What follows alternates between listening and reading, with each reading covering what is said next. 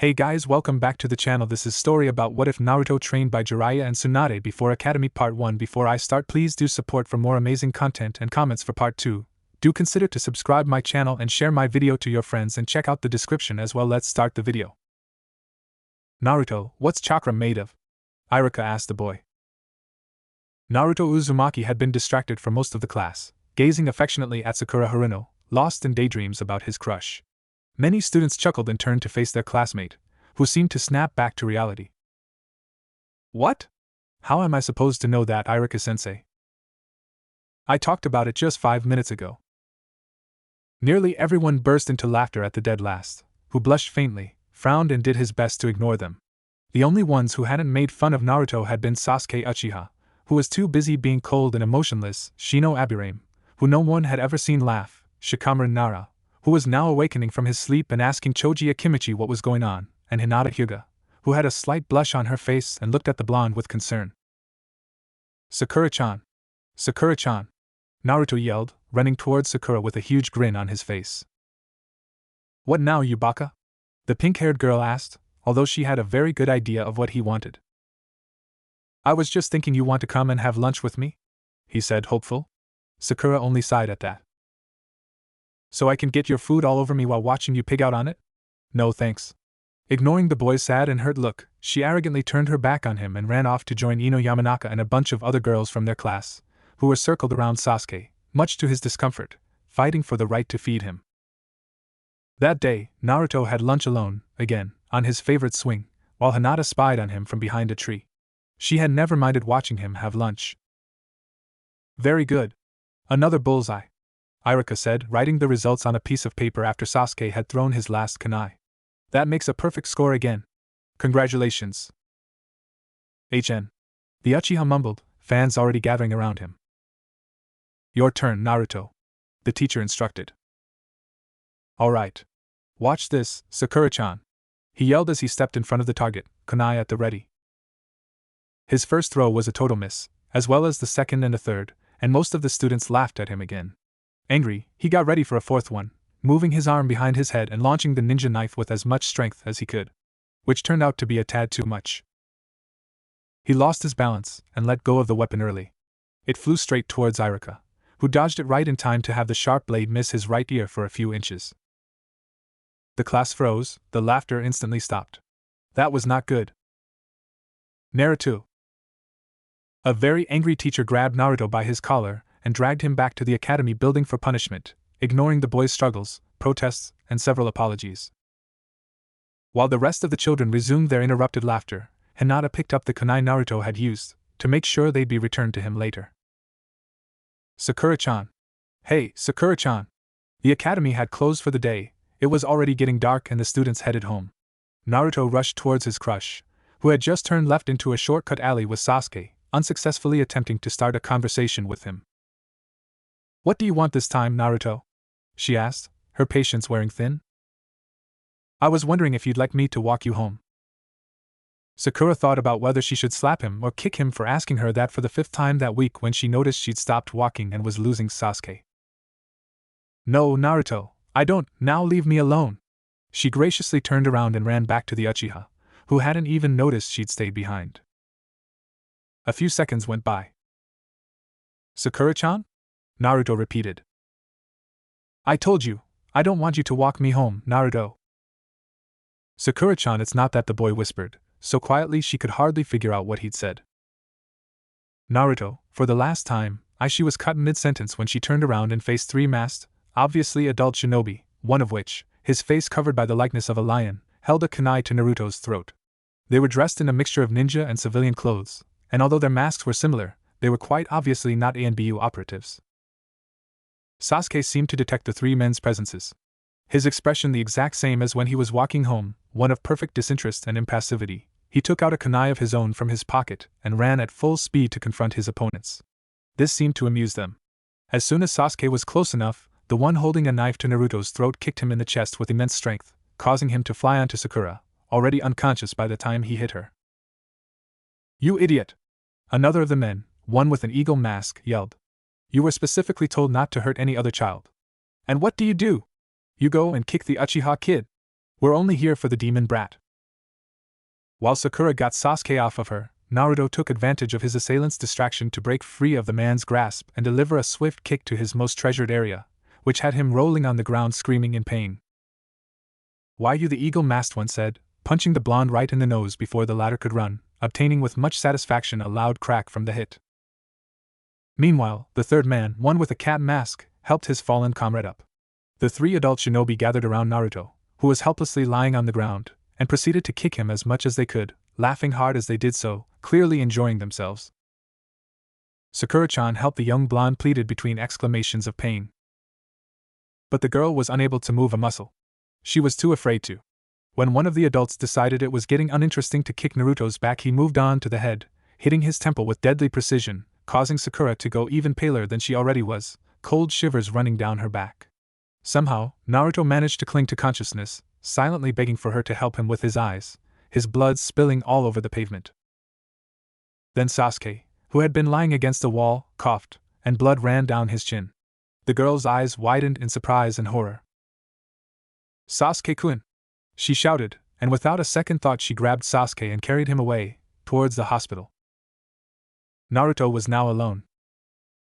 That is, if you didn't count the three thugs beating the life out of him. Suddenly, as his brain started to shut down, he heard a high-pitched scream, followed by Naruto-kun. The men above him spoke, but he could only catch bits, such as "can't hurt another kid, he's going to die anyway," and "run." Between blinks he was able to see a blue-haired, poopyless girl running down the alley, towards him. "Hinata!" He felt one of the men pick him up and hoist him over his shoulder. And then everything went black. 2. Who was that? Naruto. Were they calling for him? Naruto. Naruto opened his eyes. He was lying on a bed in what he could only assume to be the hospital. He had seen a lot of that place in the past, and had no doubt he'd see much more of it in the future. Next to him stood a very familiar person. "Aji-san?" the blonde boy mumbled. "Naruto, you're finally awake, do you feel alright?" the third Hokage asked, the concern evident in his voice. "Not really, all of my body hurts," Naruto answered, touching a few sore spots on his left arm. "Ouch. Don't move too much, you need to rest," Hiruzen said, ruffling the young Jinchuriki's spiky hair with a sad smile. "We need to talk though. Naruto, do you remember anything about what happened yesterday?" "Yesterday? How long have I been asleep?" "Nearly 24 hours. The doctors were extremely surprised by this. They said you wouldn't wake up for at least 3 more days. They were very worried about you. You know, one of them told me that you arrived here with injuries that would be lethal for an adult. I guess whoever attacked him didn't take the Kyuubi's regenerative powers into account," the Sandaime thought. Well, Naruto closed his eyes and frowned, trying to recall. "I do remember something. I was walking with Sasuke and Sakura-chan when 3 masked men surprised me and..." "What were their masks like?" "Let me think. One of them had a lion mask." Naruto then paused for a few seconds. "The other ones were an eagle and a cat, I think. Kinda like the ANBU masks, you know, but they didn't look like ANBU." Sarutobi nodded and signaled for him to go on. "Anyway, one of them held a kunai against my throat. Sasuke saw them and tried to fight them, but he got knocked out by a kick to his chest. One of them got angry because of that. He said they were only there for some demon brat." "Who's that?" the third shrugged. "But they must have thought it would be fun to mess with me, 'cause after I tried to break free they started beating me up." He paused again. This was where his memories started to get hazy. "I think I remember asking Sakura-chan for help, but she carried Sasuke away and that's it." "You don't remember anything else?" the Hokage inquired. "Not really. I guess Sakura-chan must have dropped off Sasuke here and went back to get me, Naruto said, a silly, happy grin on his face. "Are they alright?" "Poor boy, he's gone through so much already," Hiruzen sighed. "Sakura, Haruno, and Sasuke Uchiha checked in yesterday, at 2037. Sakura had no injuries whatsoever and left after a quick safety checkup. Sasuke took a nasty hit, however. Nothing broken, but the doctors had to keep him overnight. He was given leave earlier today," he informed. "They're both fine. However, what you guessed wasn't what happened." Naruto was confused. "She didn't go back for me?" he asked, slapping his forehead immediately after. "Of course. I'm such an idiot.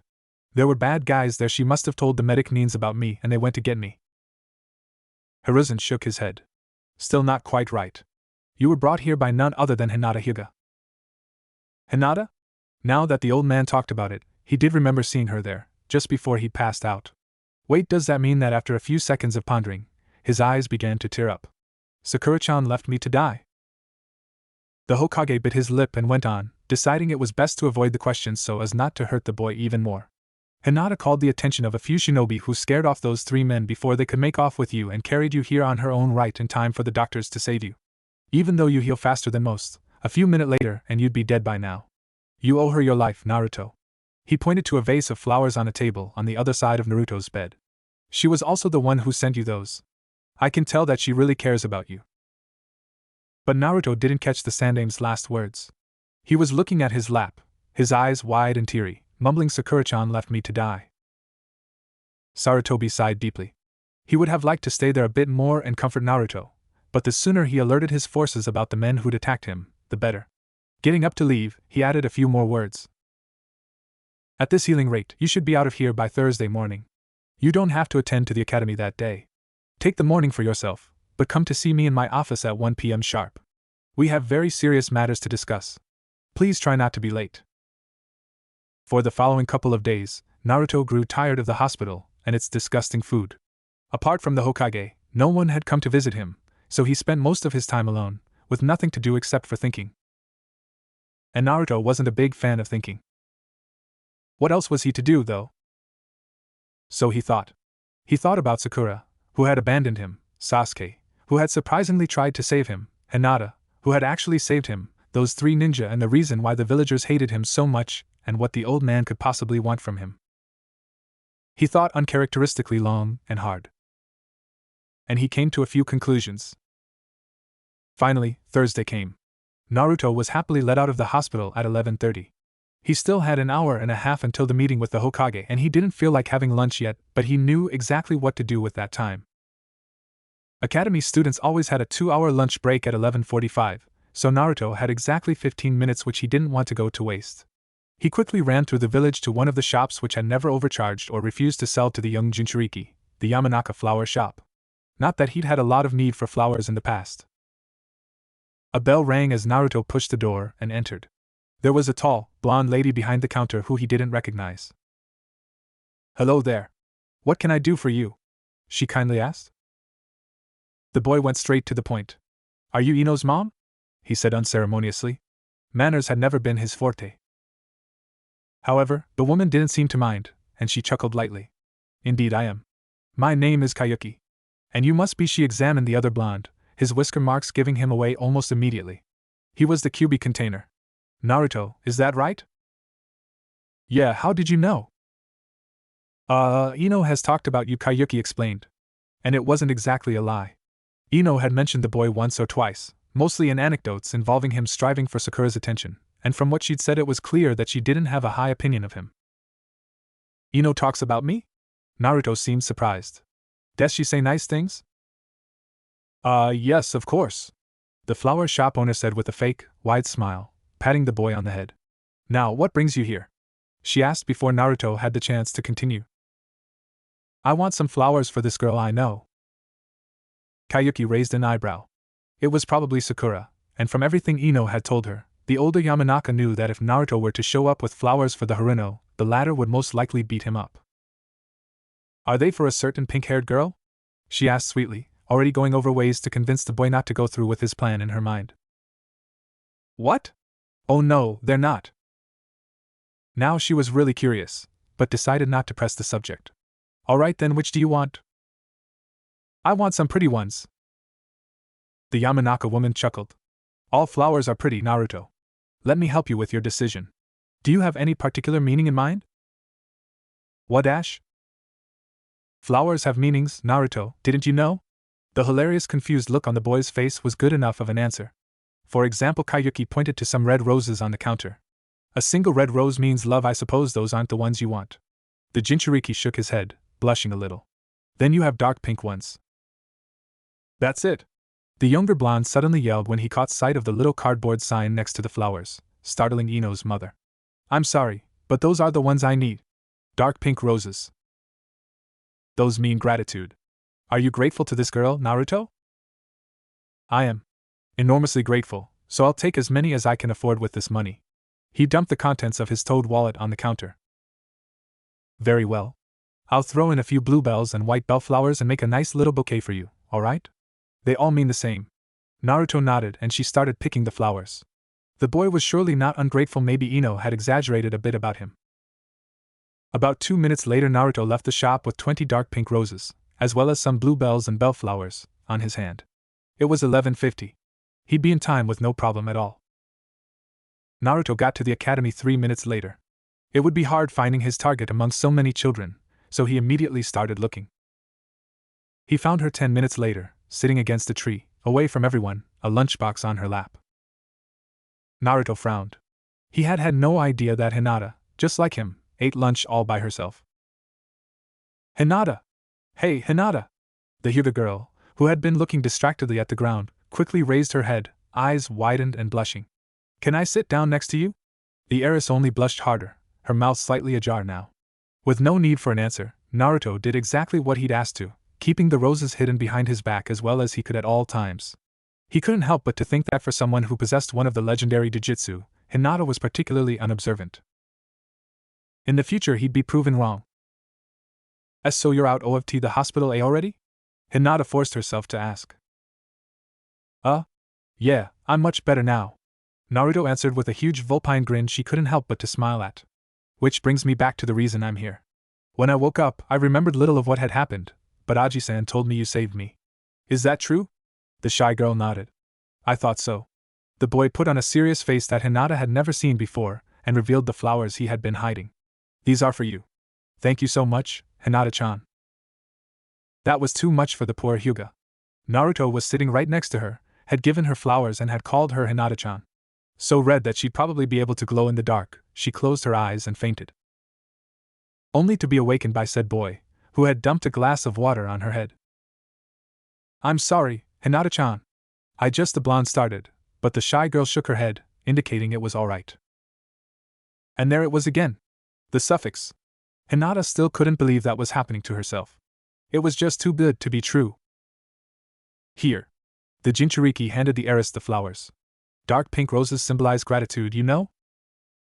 She quietly took them in her hands and thanked her crush for the gift. Did you want to have lunch with me and Naruto-kun?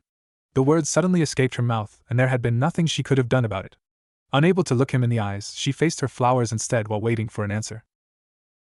Thanks, Hinata-chan, but I'm going to have lunch at Ichiraku's, and only then did he remember that he had spent all of his money on the roses for the girl, who seemed to realize that as well from his expression, and on top of all that, his stomach had picked the exact time to loudly complain. After delicately putting her flowers on the ground, she opened her lunchbox to reveal several types of sushi and rice balls. Wow! The blonde shouted. That looks amazing! Did your mother make this? My mother died when I was 4. I made this myself. Oh, I'm sorry, he looked down awkwardly, not knowing what to say. The second rumble of his stomach didn't help. It's alright. Anyway, I made too much food and there's no way I can eat all of this alone. We can share it if why you want to, Hinata stuttered. The blonde boy was in a bit of a dilemma. On the one hand, he didn't want to bother the Hyuga heiress any longer. On the other hand, the food looked really, really good and he was really, really hungry. In the end his stomach won the battle, and after a quick itadakimasu he took a piece of shrimp sushi from the small box. Let's see if this tastes as good as it looks, he said, taking a bite. He chewed for a few seconds, purposely hiding his emotions to worry Hinata. As so? She nervously asked. Naruto's eyes widened and he grinned yet again. It tastes even better! The blonde yelled, making Hinata blush even more again. That said, he could finally dig in. They kept silent throughout most of the meal, and when someone spoke it was usually Naruto, either congratulating the girl on her cooking or telling her an exciting, and likely extremely embellished, story about how he had escaped from a huge wild boar in the woods. Not that she minded. She barely remembered to touch her food while he spun his tail, completely absorbed in it, gasping and chuckling at all the right moments. Between bites, Naruto happened to take a casual look at the clock on the academy building. 5-1? He shouted so loudly he scared the nearby birds away. I'm almost late for the meeting with Aji-san. He got up in the blink of an eye, grabbed 2 rice balls, said goodbye to Hinata and ran to the Hokage tower as fast as he could, leaving the girl alone with her thoughts. Thoughts that involved lunch with a certain someone, flowers given to her by that certain someone and a certain suffix that someone had used. Now she could finally faint in peace. 1301 the Hokage thought. At that exact moment the door opened and a knucklehead, hyperactive kid burst into the room. Aji-san. Sorry I'm late, he yelled, tackling the startled fire shadow. No problem, Naruto. Now if you let go of me and sit down, we can get straight to the point. The blonde boy did as he was told. Very well. Your dream is to become the Hokage, am I correct? Yeah. Naruto flashed the old man his trademark grin and gave him the thumbs up. And I'm gonna make it, believe it. The third chuckled at the boy's reply. Yes, I am sure you will. And I've decided to help you with it. After that incident, the other day, I came to the conclusion that you need to learn how to properly defend yourself. He clapped his hands twice. You may reveal yourselves. Instantly, 4 ANBU members appeared in poofs of smoke right in the middle of the room. The academy is meant to teach children the basics of being a shinobi, and very little else. Very few become genin with the necessary skill to face an enemy in combat, hence why new genin teams are only assigned D-rank missions while their jounin sensei trains them into true ninja. Sarutobi continued. Unfortunately, it seems that you cannot afford to wait that long, and letting you graduate early would only hold back whatever team you'd be placed in. So I've got a proposal for you. These ANBU operatives are some of my most trusted and loyal men, and they never do anything to hurt you. Naruto, I want you to train under these shinobi in order to grow stronger. And if you successfully complete your training, I will take you as a pupil myself. Hiruzen had expected an outburst from the kid. A yell, maybe some jumping around excitedly. But the blonde was uncharacteristically quiet. So what you're saying is that I have to get training from 4 elite ANBU, then from the Hokage himself? He asked. The Sandaime nodded. Only if you want to. Are you insane, old man? Of course I want to, Naruto shouted. That was more like him. If I get training from you, I'll definitely be Hokage. Said old man laughed at the boy's antics, and even some of the ANBU couldn't suppress a few chuckles. I'm glad you're so excited about your training, Naruto. However, they will probably get very serious with you and… That's not a problem, Aji-san. No matter what they throw at me, I'll never give up, I promise. And I always keep my promises. That's my ninja way. Very well then. Let me introduce your new senseis to you. This, the third pointed at a tall, muscled man with a mane of brown, spiky hair and a lion mask. Is Lion. He will work on your taijutsu and weapons training. Naruto hesitated to smile at first, recalling the man who had attacked him, but Lion gave him a cheerful thumbs up and the boy could have sworn he'd seen a grin behind the mask. Then you have Wolf. Wolf was an elegant woman with shoulder-long, dark blue straight hair. She'll teach you about genjutsu. Next is Owl. Owl waved to the boy. She was also a woman, with waist-long blonde hair.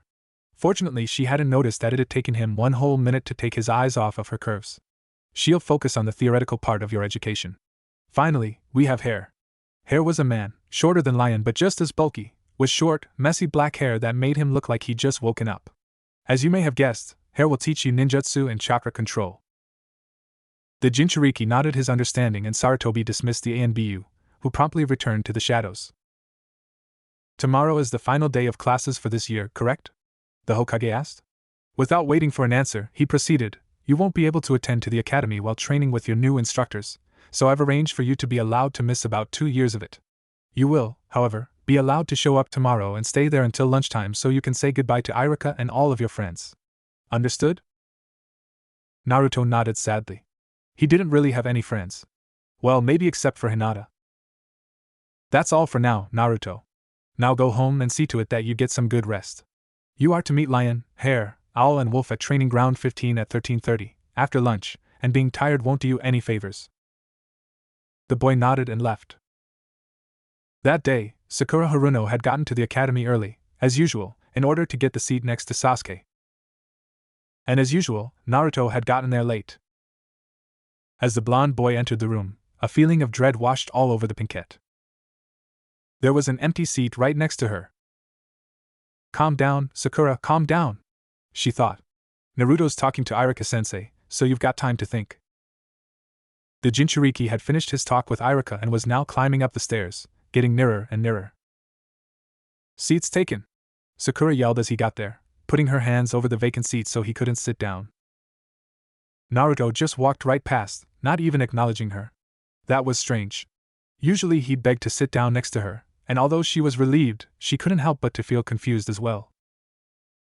The QB container walked all the way to the end of the room, where Hinata Hyuga sat alone, like she did almost always.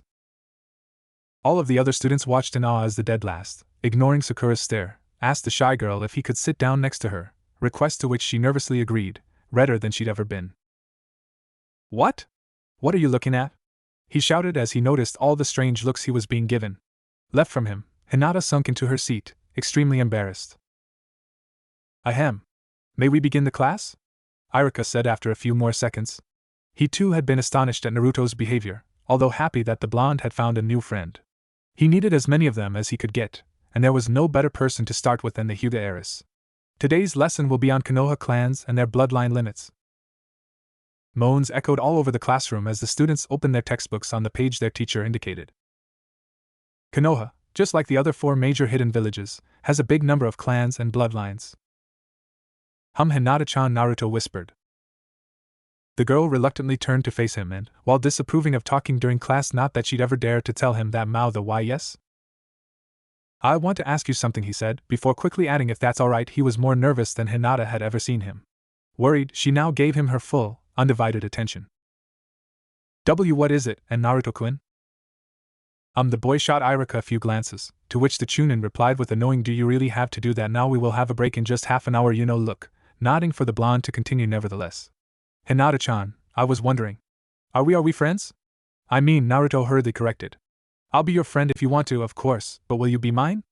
I guess what I want to say is that I'd really like having you as a friend, but it's alright if you don't want to, Then, unexpected by everyone, even herself, Hinata launched herself forward without any kind of hesitation, temporarily forgetting she was in a classroom, in the middle of the lesson, embracing the astonished blonde and squeezing him as strongly as she possibly could. By then, every student had turned around to watch. If Naruto completely ignoring Sakura had been surprising, Hinata, who most of them had barely even heard speak before, hugging her crush right in the middle of one of Iruka's lectures had been surreal. Even Sasuke and Shikamaru had abandoned their usual uninterested expressions, and stared at their classmates with pure disbelief on their faces. Iruka pinched himself. But the most surprised of them all was doubtlessly Sakura, whose mouth was as opened as it could be, an unrefusable invitation to any mosquito passing by. Hinata-chan, you're crushing me, Naruto managed to let out. As if suddenly realizing what she was actually doing, Hinata instantly released him, allowing the boy to breathe again. So I'll take that as a yes, the Jinchuriki said. The Hyuga, who was blushing harder by the second, somehow managed to pull herself together and nod. Awesome! Naruto shouted. Apart from Aji-san and Iruka-sensei, you are my first real friend. I think I assured pause. Iruka-sensei, I think Hinata-chan just fainted. So far Naruto's day had been a mixture of good and bad. On the one hand, he'd gotten his first friend his age. Someone who he could perhaps play with, assuming whatever illness it was that kept making her faint all the time went away soon and was actually kind to him, unlike most of the people he knew. On the other hand, he was late for the meeting with his senseis because he'd been waiting for Hinata to wake up with no luck at all. So he'd just gotten a friend and he hadn't been able to tell her that he wouldn't be able to see her again for about 2 years. His first concern was the Hokage. He had specifically told Naruto to explain to his friends what was happening. Would he be too mad? And how about Hinata? She'd probably hate him when he came back. Well, it had been great to have her as a friend even if it was just for one day. It's about time, Gaki. Naruto hadn't even noticed he'd already gotten to training ground 15. Lion grabbed him by the collar and dragged him all the way to the other ANBU. You're 10 minutes late. Owl stated. I guess punctuality is something we'll have to talk about on our lessons. The boy's only answer was to cross his arms over his chest and frown. Lion sighed. Alright, Gaki, before we get to our actual training spot, listen to the rules, he said. For the next 2 years you'll train there, eat there, sleep there, live there, as well as us. You won't be allowed to leave and will get constant training from early in the morning to late in the evening every single day, and we all expect you to keep up with it, got it? Naruto nodded, what looked like a mix of fear, anxiety, and excitement in his eyes, and the taller ANBU went on. As you already know, I'll be your taijutsu and ninja weapons instructor. You will call me Lion-sensei. The same goes for my colleagues. Then haircut-in, your schedule will be as follows. You'll wake up at 6 o'clock sharp every day. At 7 o'clock, we expect to see you with your morning routine and stretches done. You'll then have taijutsu and weapons training with Lion for 2.5 hours, from 7 to 9:30. After a 20-minute break, Wolf will take over for your genjutsu training, which will last for the same amount of time as taijutsu, from 9:50 to 12:20. You'll be allowed time to eat and rest then, before a 2-hour-and-a-half class with Owl, from 14 to 16:30. Another 20-minute break and then ninjutsu and chakra control with me for the usual amount of time, from 16:50 to 19:20. We'll then give you double the normal time to rest, 40 minutes, before dinner at 2000 hours. Finally, you'll have an hour-long sparring session with one of us, so we can measure your progress daily, and off to bed to get a good rest.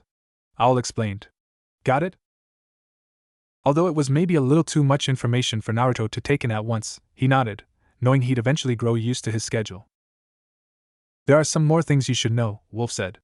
Number 1, punctuality is of the essence. If you, for example, oversleep, you'll get punished with a whole day of physical conditioning. We'll have you do push-ups until you drop from exhaustion. She was pleased to hear Naruto gulp.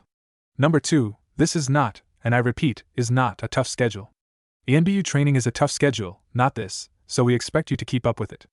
Our objective is that by the time we finish you're already low chunin or higher. Number 3, from now on, everything you're taught, everything you see, hear or do is top secret, and if you ever tell it to anyone without ours or the Hokage's permission there will be severe consequences. The 4 ENBU then gave the info a few moments to sink in. Great. Let's get started then. The blonde kid excitedly yelled, pumping his fist into the air. Whoa, slow down there, Gaki. Lion told him between chuckles. He'd never seen a kid so enthusiastic about training before. All we're going to do today are a few tests. You know, so we understand how skilled you already are, he explained.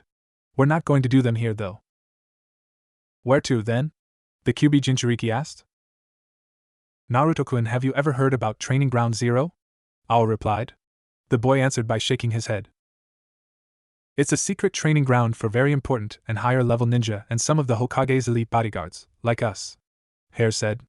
It's bigger than 10 of these regular training grounds combined and has got all sorts of equipment, weapons and so for the shinobi who use it to take and train. Of course there's also a small house for us to sleep in. Despite it being originally built in the woods native to the Land of Fire, some parts of it have been artificially modified into various terrain types so you can also get used to fighting in the desert or the plains, for example. It is also the location of the Hokage's personal library, which contains a vast collection of hundreds of scrolls, filled with all sorts of useful ninja techniques. Wolf added. It's concealed by a genjutsu of titanic proportions so that people that don't meet those previous requirements can't get in. It has existed since the time of the first Hokage and it's one of the village's best guarded secrets, one that we managed to keep that way from even the other hidden villages for all this time. Actually, it's such a well-kept secret that, back when the Night Aim was in charge, a special vault was created inside the training ground and throughout all of these years, most of the legendary weapons, artifacts, and other valuable items Konoha has managed to get its hands on have been stored there. Noticing the excitement in the boy's eyes, Owl quickly continued. I doubt you'll be allowed to use any of them though. We might, however, take some classes to study them, Naruto-kun. Oh yeah, I almost forgot, Lion suddenly shouted. This next piece of information would have the boy jump up and down like a little girl, as if he wasn't already, and beg them to teach him. It's also known as the Hokage Training Zone. At that precise moment, Naruto yelled louder than he'd ever yelled before, Waikita. Alright then, let's get this over with, Lion ordered. The 4 ANBU sat on the ground around a campfire to speak. Naruto had finally fallen asleep 2 minutes before. Wolf, your report. How's the boy's genjutsu? Well, the blue-haired ANB replied. To put it simply, he sucks at it. His genjutsu skills are horrible. Non-existent, even. He couldn't manage to break free of the easiest D-rank illusion I could think of, let alone use it. I have a lot of work ahead of me, she finished with a sigh. Very well. Hare? Lion inquired. Naruto shows a natural aptitude for ninjutsu, with ridiculous chakra reserves for someone his age and a unique brand of creativity that I'm sure will lead him to create a lot of powerful techniques in the future. There is a problem, though. His chakra control is unbelievably bad, and that prevents him from learning the Bunshin Jutsu and the replacement. The only ninjutsu he can do are the henge, and the Hare hesitated, seemingly embarrassed. Yeah, that's it. The henge. Never for as long as he lived would he admit to have been knocked out by Naruto when the boy pulled a sexy jutsu on him. Lion looked suspicious, but let it slip. Oh? Naruto-kun shows eagerness to learn and a lot of enthusiasm towards subjects new to him, but he gets bored very easily and quickly and he's got severe concentration problems. Given time, I believe I can get him over that. His troublemaking nature can also lead to some trouble. I advise you all to stay on your guard. I was told that he can be particularly inventive with his pranks, she told her colleagues. That just leaves me then, Lion said. His taijutsu is below average, as are his weapon skills. Now what you'd expect from a student with his level of training, but nothing that we can't easily recover from either. And that's it. Now we should all go get some rest ourselves. If the brat's anything like what the Hokage told me, it's not just you who's having 2 long years ahead of Wolf. Naruto dashed through the woods, a half-eaten apple on his left hand. Damn Wolf-sensei, if she hadn't given me such a hard genjutsu to break, I would have completed the exam sooner, and I wouldn't have arrived for Lion-sensei's test late, and if Lion-sensei didn't insist on finishing all of the exercises, I wouldn't have had to lunch in a hurry, and I wouldn't be late for All-sensei's test right now.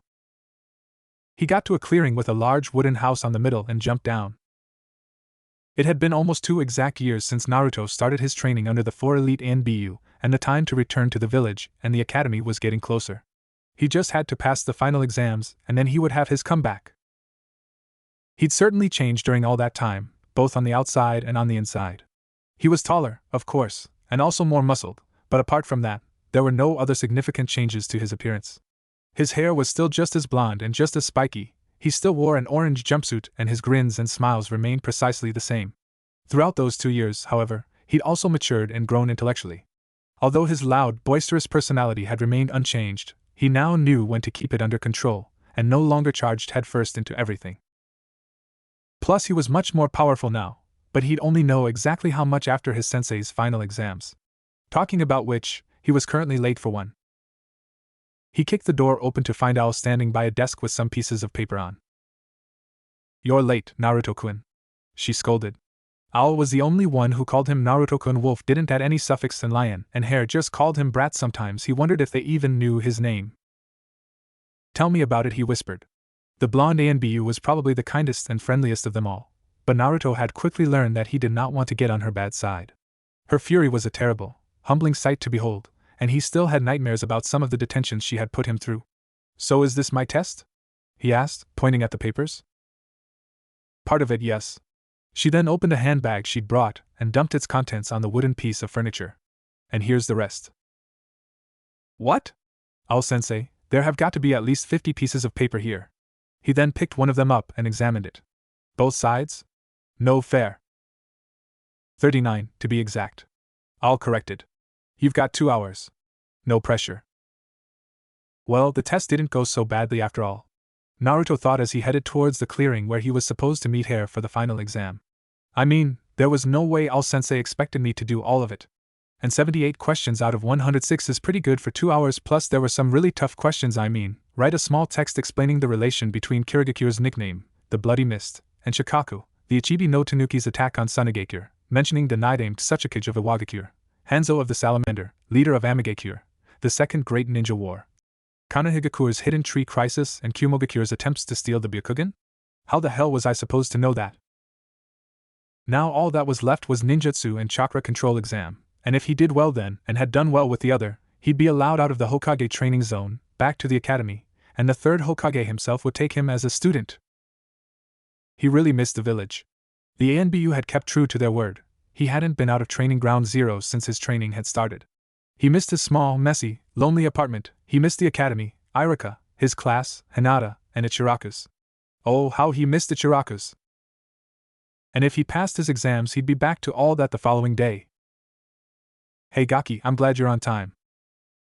Naruto hadn't even noticed when he stepped onto the clearing. "So, ready for your final exam, Brat?" Hare asked. "Hi, Hare-sensei." "Very well. Here's what you have to do." The 4 ANBU spent the time they'd usually use for sparring, pondering, and grading Naruto, and in Owl's case, correcting his test, and at night, while he slept, they had a little meeting, much like the one they'd had in the night of their arrival, to discuss his exams. "For his test, I had him perform a few genjutsu I taught him. Genjutsu is not his strong point, quite the opposite, actually, so they were all simple, practical illusions, designed to confuse your opponent and toy with their senses, to be used in conjunction with taijutsu and ninjutsu, since they won't defeat an enemy on their own," Wolf informed the others. Despite some slight difficulties with a low B and a few C-ranked ones, he managed to pull them all off. For the second part, one put him under several illusions of increasing power, and had him try to break free. His technique is not the best, but what he lacks in patience and control he makes up for with the unbelievable amounts of chakra that he pumps into his own circulatory system to clear it. How many genjutsu was he able to break free of? Lion inquired. He broke free of a total of 22 illusions. He wasn't able to escape a low A-rank genjutsu, and we ended it there. His final grade, from F to S. Note that anything below B will result in him failing. I grant him AB in genjutsu class. Very well, Lion said, scribbling something down on a notepad. Out of 106 questions he answered 78 in 2 hours' time, an impressive number. It is obvious that the objective of the exam was not to complete it, but to see how he did under a severe amount of pressure. Out of the 78 answers, 56 were absolutely correct, 18 were incomplete, and 4 of them were just plain wrong. Out of 100 points, he scored 68, which is very good for the purposes of the exercise and earns him AB+. Owl announced.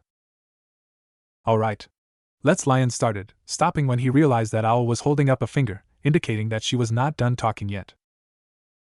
However, throughout the year he revealed a big desire to learn and improve. He behaved particularly well during classes and showed interest in many of the subjects. He also got considerably better results in other tests we made, and as such, I believe he deserves an A in theoretical education. I think that all that the boy ever needed was a bit of attention. Spare us the sentimental details, Hare told the blonde.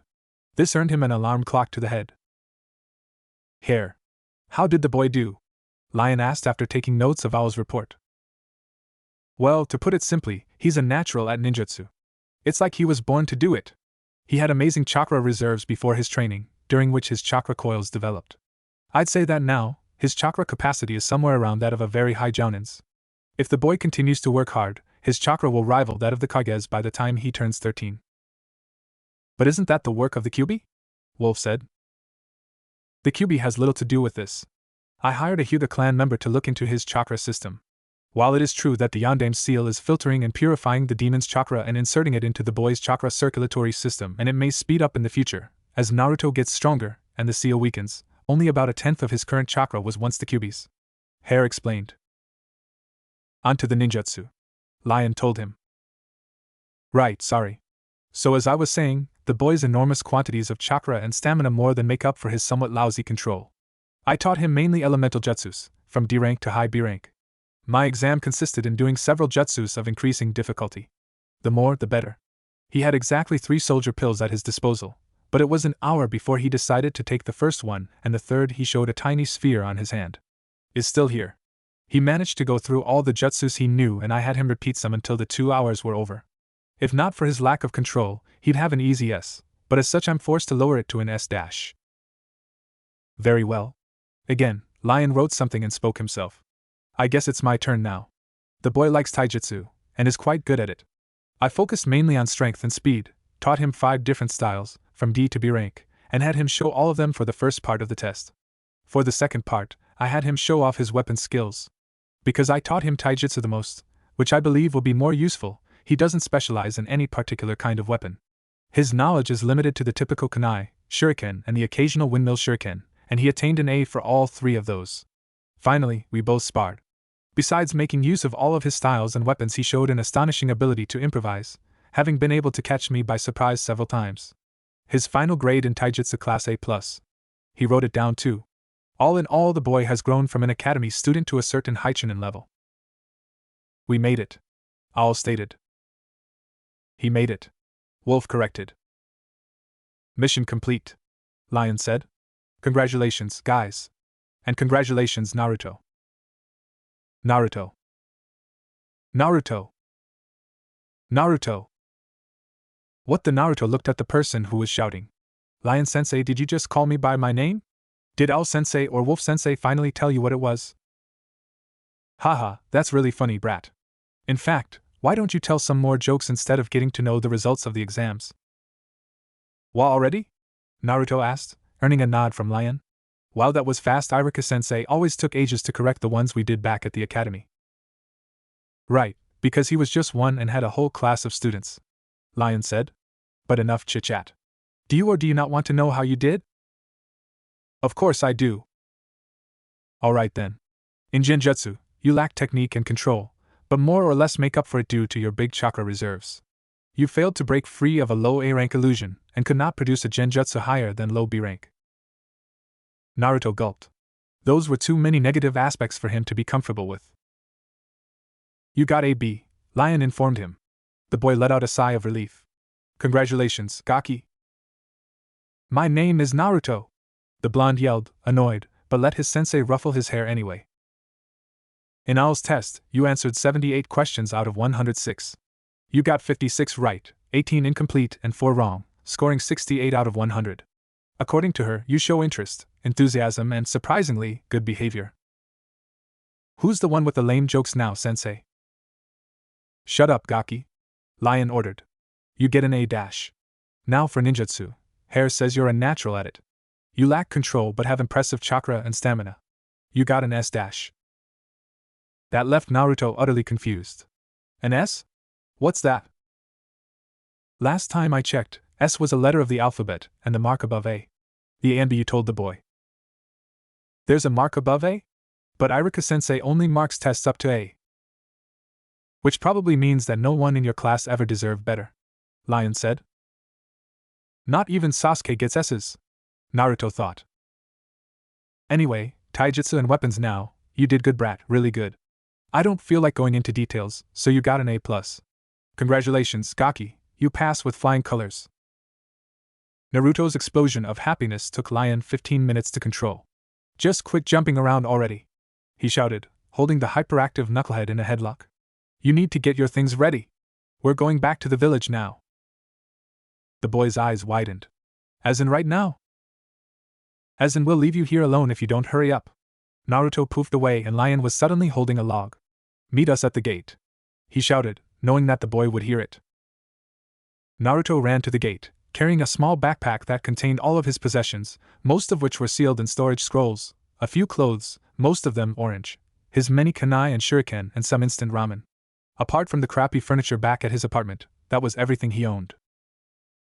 After 5 minutes, Naruto got to the colossal iron gate that marked the entrance to Training Ground Zero. The gate was the only way to go in or out of there without being blocked by the S-rank genjutsu that covered the whole area. Naruto briefly wondered how he was going to conceal the area when he was Hokage. S-rank genjutsu were definitely out of question. His 4 ANBU senseis were already there waiting for him. Naruto-kun, congratulations, Owl said, pulling him into a crushing hug that stopped him from breathing and caused his face to go crimson. It also didn't help that she was unintentionally pressing her big against his face. When you two are done, we'd really like to go back to the village today, Hair pointed out. Owl let go of Naruto and kicked Hair right in between his legs. Quit ruining the moments, she ordered, staring down at the man who was now rolling on the ground in deep agony. Lion sighed. Let's just go already. Owl, you did that, so you're carrying him. And so, the blonde Jinchuriki and 3 of the ANBU walked through the gate, ignoring Hair's protests and groans of pain as Owl dragged him with them. The boy looked back to see where they had come from, but he couldn't see the training grounds or the gate any longer. Instead of those, a wall of rock stood, the illusionary mountain behind the Hokage monument, hiding the Hokage training zone from any unwanted visitors. The 3rd Hokage sat behind his desk with a very tired look on his eyes. He had been taking care of paperwork for the last 4 hours. On his left was a neatly organized, huge, colossal, titanic pile of forms, reports, requests, and all of that kind of junk. On his right, a much smaller pile. The big pile had a small cardboard sign on the front. It read to do. Sarutobi sighed. He could swear that paperwork was reproducing. He blamed the upcoming Chunin exams. You'd think it would only take a year or so to organize such an event, but he had started doing so 2 years before and was still drowning in paperwork. Someone knocked on the door, making the 3rd smile. Whoever that was, it would be nice to take a break. Come in, he said. The door burst open and an orange blur tackled the unsuspecting fire shadow, knocking his desk over, which resulted in a shower of paperwork. Aji-san. We're back. The blur, which turned out to be Naruto, shouted. Wow. He then added, looking at the paper-covered floor. This is even messier than my room. The Sandame felt like crying. It would take days to get all of those papers back the way they were. He got up and looked at the group that had just entered his office. You're 1 day early. But where's Hair? He asked. It was faster and easier than we thought. Hair had an accident while training and got injured. Owl lied, her mask hiding her mischievous smile. We dropped him off at the hospital. Very well. Seeing as you're here too, the Hokage told Naruto. That must mean you've passed, right? He asked him, earning a nod and a wide smile. Here's the report, Hokage-sama, Lion said, handing the old man a couple of very big files. That was just what the latter needed. More paperwork. Naruto, you may go now, Sarutobi said. Academy starts in 15 minutes, and considering that you've only got today before graduation, I doubt that you want to miss out on the chance to prove to Irika that you should be allowed to take the exam. After the boy had rushed out of his office, he turned to the three and Bu. Go fetch hair. You and I still have some matters to discuss. The children stared at each other with suspicious looks. There was something going on. Irika-sensei had something up his sleeve. He was unusually happy that day. Not even the huge fight between Ino and Sakura that morning had upset him. 5 minutes after the beginning of the class, someone knocked on the door, and every student could tell from the look on their teacher's face that that visitor, whoever it was the reason for his happiness. He opened the door, and Naruto walked in. The whole class was baffled.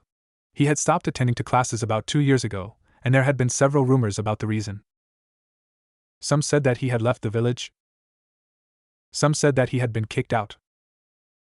Some others were sure that he had been arrested. Some even went as far as to say that he had died. Some said that a demon had taken him away, perhaps to hell. And then there were those who just listened and didn't say anything, like Hinata. As for Naruto, he waved nervously at the class. It was exactly the same as when he had left. Now, Naruto, why don't you sit down so we can go on with the lesson? Irika kindly suggested. The blonde boy scanned the room for empty seats.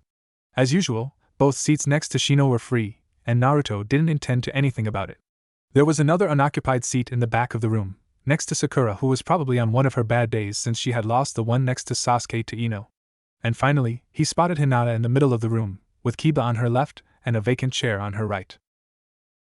He came to a decision pretty quickly. He went up the stairs, passing by Shino on his way. As he got to the seat next to Hinata, he hesitated for a bit but ended up proceeding and sitting on the chair next to Sakura, who visibly flinched and moved away from him. This earned him more confused looks from the others, who still remembered the day when Naruto had completely ignored the pink-haired girl and sat next to the Hyuga heiress. Although Irika was just as confused as his students, he forced himself to draw the attention away from the boy. Ahem. Every student's heads turned back to him. That was better. We'll start today's lesson with a few questions about what we'll be learning. Moans were heard all over the classroom. Now, Irika proceeded. Surely you know that our village, the village hidden in the leaves, is located in the fire country, right? Most students nodded. But who can tell me where the sand village is located? A few hands shot into the air. Sasuke? Irika asked. Wind country, the Uchiha answered. That is correct, the Chunin said. Some girls squeaked in adoration. How about the village hidden amongst the rocks? Earth country, Sasuke replied. Correct. The village hidden in the mist? Water country. Village hidden in the clouds? Lightning country. Village hidden in the haze? Sasuke thought for a moment before speaking again. I don't know. His fans let out sighs of disappointment. Does anyone know? Irika asked without much hope. If Sasuke didn't know that, it was highly unlikely that anyone else did. That's what he thought before spotting something that made him smile more widely than he ever had. Naruto? Again, the students turned back to check on Naruto, who did indeed have his arm up in the air. Many of them chuckled. If Sasuke hadn't gotten it, how could Naruto hope to? Mountain country, the blonde boy said. That's absolutely correct, Irika shouted with delight. Naruto looked around the room to check on his classmates' reactions. As expected, most looked like their eyes were about to jump out of their orbits. Hinata was just as happy, if not more, as Irika, and Sasuke's fangirls glared daggers at him, even if their idol didn't seem to care. How about the village hidden in the valley? Anyone? The teacher asked. Naruto's hand was once more the only one in the air. River country. Correct. Hidden Star Village? Bear country. That's right. Hidden Reef Village? Ocean country. Yes. Village hidden in the night? It was destroyed by Kumogakure, but it used to be in Shadow Country. Very good. Hidden Tree Village? Doesn't exist anymore either, but used to be in the Fire Country too. This went on for 10 more minutes until Iruka ran out of village names, Naruto having associated each with their respective country correctly every single time. To say that the Chunin teacher was happy or that the class was surprised were both heavy understatements. Well, as you all have figured out by now, we're going to talk about the history of hidden villages and their countries today. The Academy Sensei explained. After that we'll have some target practice, and then a written test.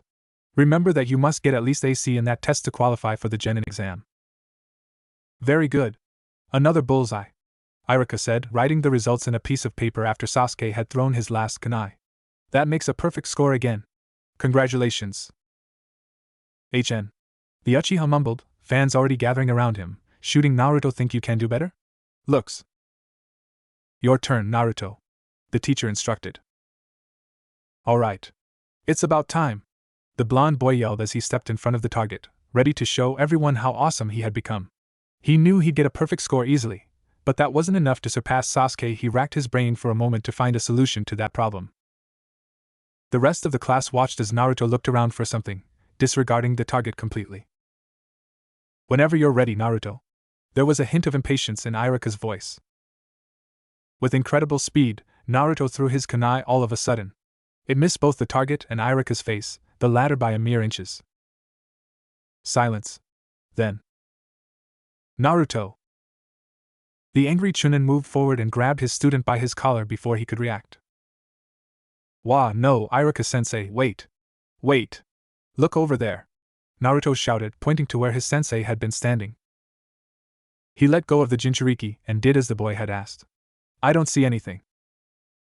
Look closer. Still nothing. Here, let me show it to you, sensei, the Kyuubi container said, leaning down to pick something up. He then held out his hand for Iruka to see what was on it. A fly? On his student's hand was what looked like two halves of a fly. I noticed it was bugging you and decided to take it out, Naruto said. Does this count as a bullseye? But Iruka didn't answer. He was too busy widening his eyes and opening his mouth, as was most of the class. It was lunchtime. Almost all of the class was gathered around the old willow tree in the playground, watching the usual fight between Sasuke's fangirls with delight, placing bets on the fiercest and most obsessed of them. Naruto looked around. That day's fight seemed to be particularly big, and it had attracted most of the students. The only ones who weren't there were some kids from other classes, Shikamaru, who was way more interested in napping than eating, Chuji, who was already on his 5th package of chips, Shino, who seemed to be examining a ladybug on a leaf on the ground, and Hinata, who sat against a tree, an open lunchbox that contained her homemade food on her lap. He couldn't help but notice that it looked as tasty as the ramen he'd brought. With a very long sigh, Naruto turned his back on them all and headed towards the swing to eat alone. I've got a surprise for you, Iruka excitedly told the class. Many students gulped. That couldn't be good. Because that exam today decides whether you take the Genin exam tomorrow or not. You'll be getting your results right now. He pulled a few papers from a drawer in his desk. Here they are. Naruto, who had found himself sitting between Chuji and Shikamaru after lunch, watched as Iruka ignored the look of dread on his students' faces and delivered the tests, saying the grades out loud for everyone to hear. Sakura Harino A, Hinata Hyuga A, Kiba Inuzuka C, Sasuke Uchiha A+. Naruto took his hands to his ears, as did Shikamaru, Chuji and most of the class, to muffle the sound of the fangirls' squeals. Be quiet! Iruka yelled, going on with the delivery of the exams. Shino Aburame A-, Ino Yamanaka B, Taka Ramoki B-, Akisa Nawara D, Seiso Okomo F, Naruto Uzumaki. He stopped next to the Jinchuriki, careful as to remain expressionless. You got an S+. An S+? Is that even lower than F? A fangirl whose name was of no interest asked. Actually, the Academy Sensei said. An S is higher than an A. Congratulations, Naruto. It's been ages since I saw one. So that idiot had a better mark than Sasuke-kun? The same girl insisted. Iruka-sensei, there must be a mistake in the correction, or maybe the exams were swapped or something, but this is impossible. I say that the Baka cheated. Another fangirl shouted. And Sasuke-kun must have held back. 2 more fangirls stood up and opened their mouths, ready to give their own opinions about Naruto's mark, but the Chunin was much faster. Be quiet and sit down, he ordered. The girls immediately obeyed him. I expected you to have realized that already, but Naruto isn't the same as he was 2 years ago. Just remember the fly that he... That was a lucky shot. the first girl yelled. Oh, so I suppose getting all those questions right in the beginning of the class was also lucky, Irika stated coldly. Well, he must have cheated, she said. Seeing that he could not convince the girls that Naruto was not an idiot any longer, Irika went for another approach. The exams were corrected by a professional team and checked several times. There's absolutely no way they've been swapped or wrongly corrected. Naruto Uzumaki obtained the highest grade, and that's final. Yes, but SAS. Sasuke Uchiha was given an A+, he informed. And that's that. The boy in questions didn't really seem to care that he hadn't gotten an S, but his fans were ready to object once again. But that's Geez, just shut up already. How's someone supposed to sleep if you're always so noisy and troublesome? The word troublesome immediately gave away the speaker as being Shikamaru. Look, it's really simple. Naruto got an S+, Sasuke got an A+. There were no mistakes. So stop complaining already. Such a drag. Thanks for that, Naruto told the Nara boy as the fangirls finally shut up and Irika went back to delivering the exams. They were starting to get on my nerves at that precise moment. Shikamaru was given his test. So, how did you do? The QB container knew that Shikamaru was a genius, as were most Nara, and did not understand why he didn't get S's. The lazy boy showed the blonde one the little C on the corner of his exam. A C is the perfect mark, he explained. It's enough for you to pass, yet you always keep expectations to a minimum. Oh, so that's why. The Jinchuriki thought. He really is as lazy as he looks. How about you, Chuji? I got A B+, the big-boned boy proudly replied. Naruto shot him a smile. He then turned back after feeling a tap on his shoulder, finding out it had been Kiba. Congratulations, the Inuzuka said. I kinda wish it could have been me, but it's great to see someone beat Sasuke for once. And you of all people, what were you up to these last 2 years? Not giving the blonde an opportunity to answer, not that he would have, anyway, he proceeded. I've been trying to do it myself for as long as I can remember, but he looked angrily at his C. Yes, so, how about you three come with me and Akamaru to Ichiraku's today, after classes, to celebrate? You'll have to pay for your own food though, my allowance is small enough as it is. Naruto looked around. Only he, Chuji and Shikamaru were listening to Kiba, so that meant wait, so you mean me too? He asked. Of course. You're the one who beat the Uchiha, after all, the dog Nin answered. So? I'm always in for food, Chuji said. Sure, why not? Shikamaru followed. As for Naruto, he could only nod, euphoric about being finally included in something. Awesome, Kiba said. Let's meet at the academy entrance when classes end. What took you so long? Kiba yelled at Shikamaru, who was slowly walking towards him, as lazily as ever. We've been waiting for ages. Geez, calm down. It's only been 2 minutes, the Nara heir complained. You're always so troublesome. Let's just get going already. The Inuzuka turned around and started walking, throwing a fist into the air. To Sasuke's defeat. Speaking of him, Naruto had just spotted said boy from the corner of his eye, walking down the street he always took to get home, followed closely by Sakura. Hey guys, do you mind waiting just a minute? There's something I have to take care of. Without waiting for an answer, he ran off towards Sasuke, leaving the 3 other boys wondering why he had done so. Probably wants to make fun of him, or something, Kiba suggested. Hey Sasuke. Sasuke, you bastard! Sasuke! Sasuke turned around, as did Sakura, to see Naruto running towards him, calling for him. What do you want, idiot? He asked, curious as to why the blonde wanted to talk to him.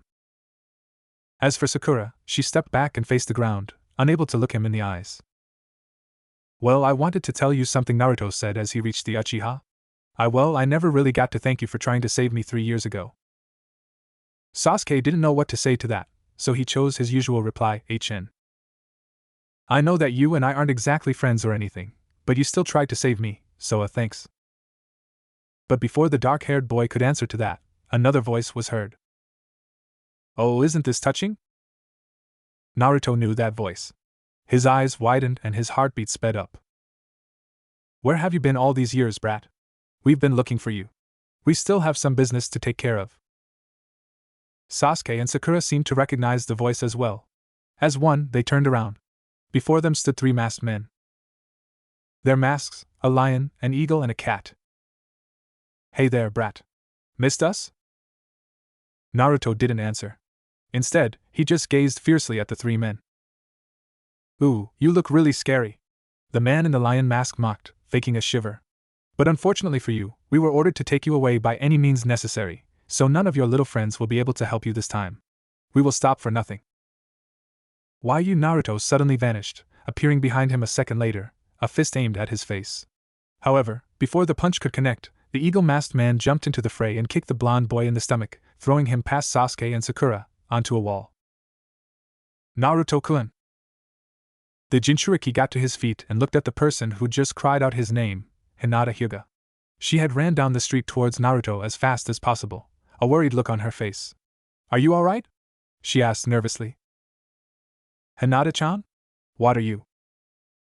Unfortunately, Naruto was cut short as he noticed the three adult shinobi were charging at him.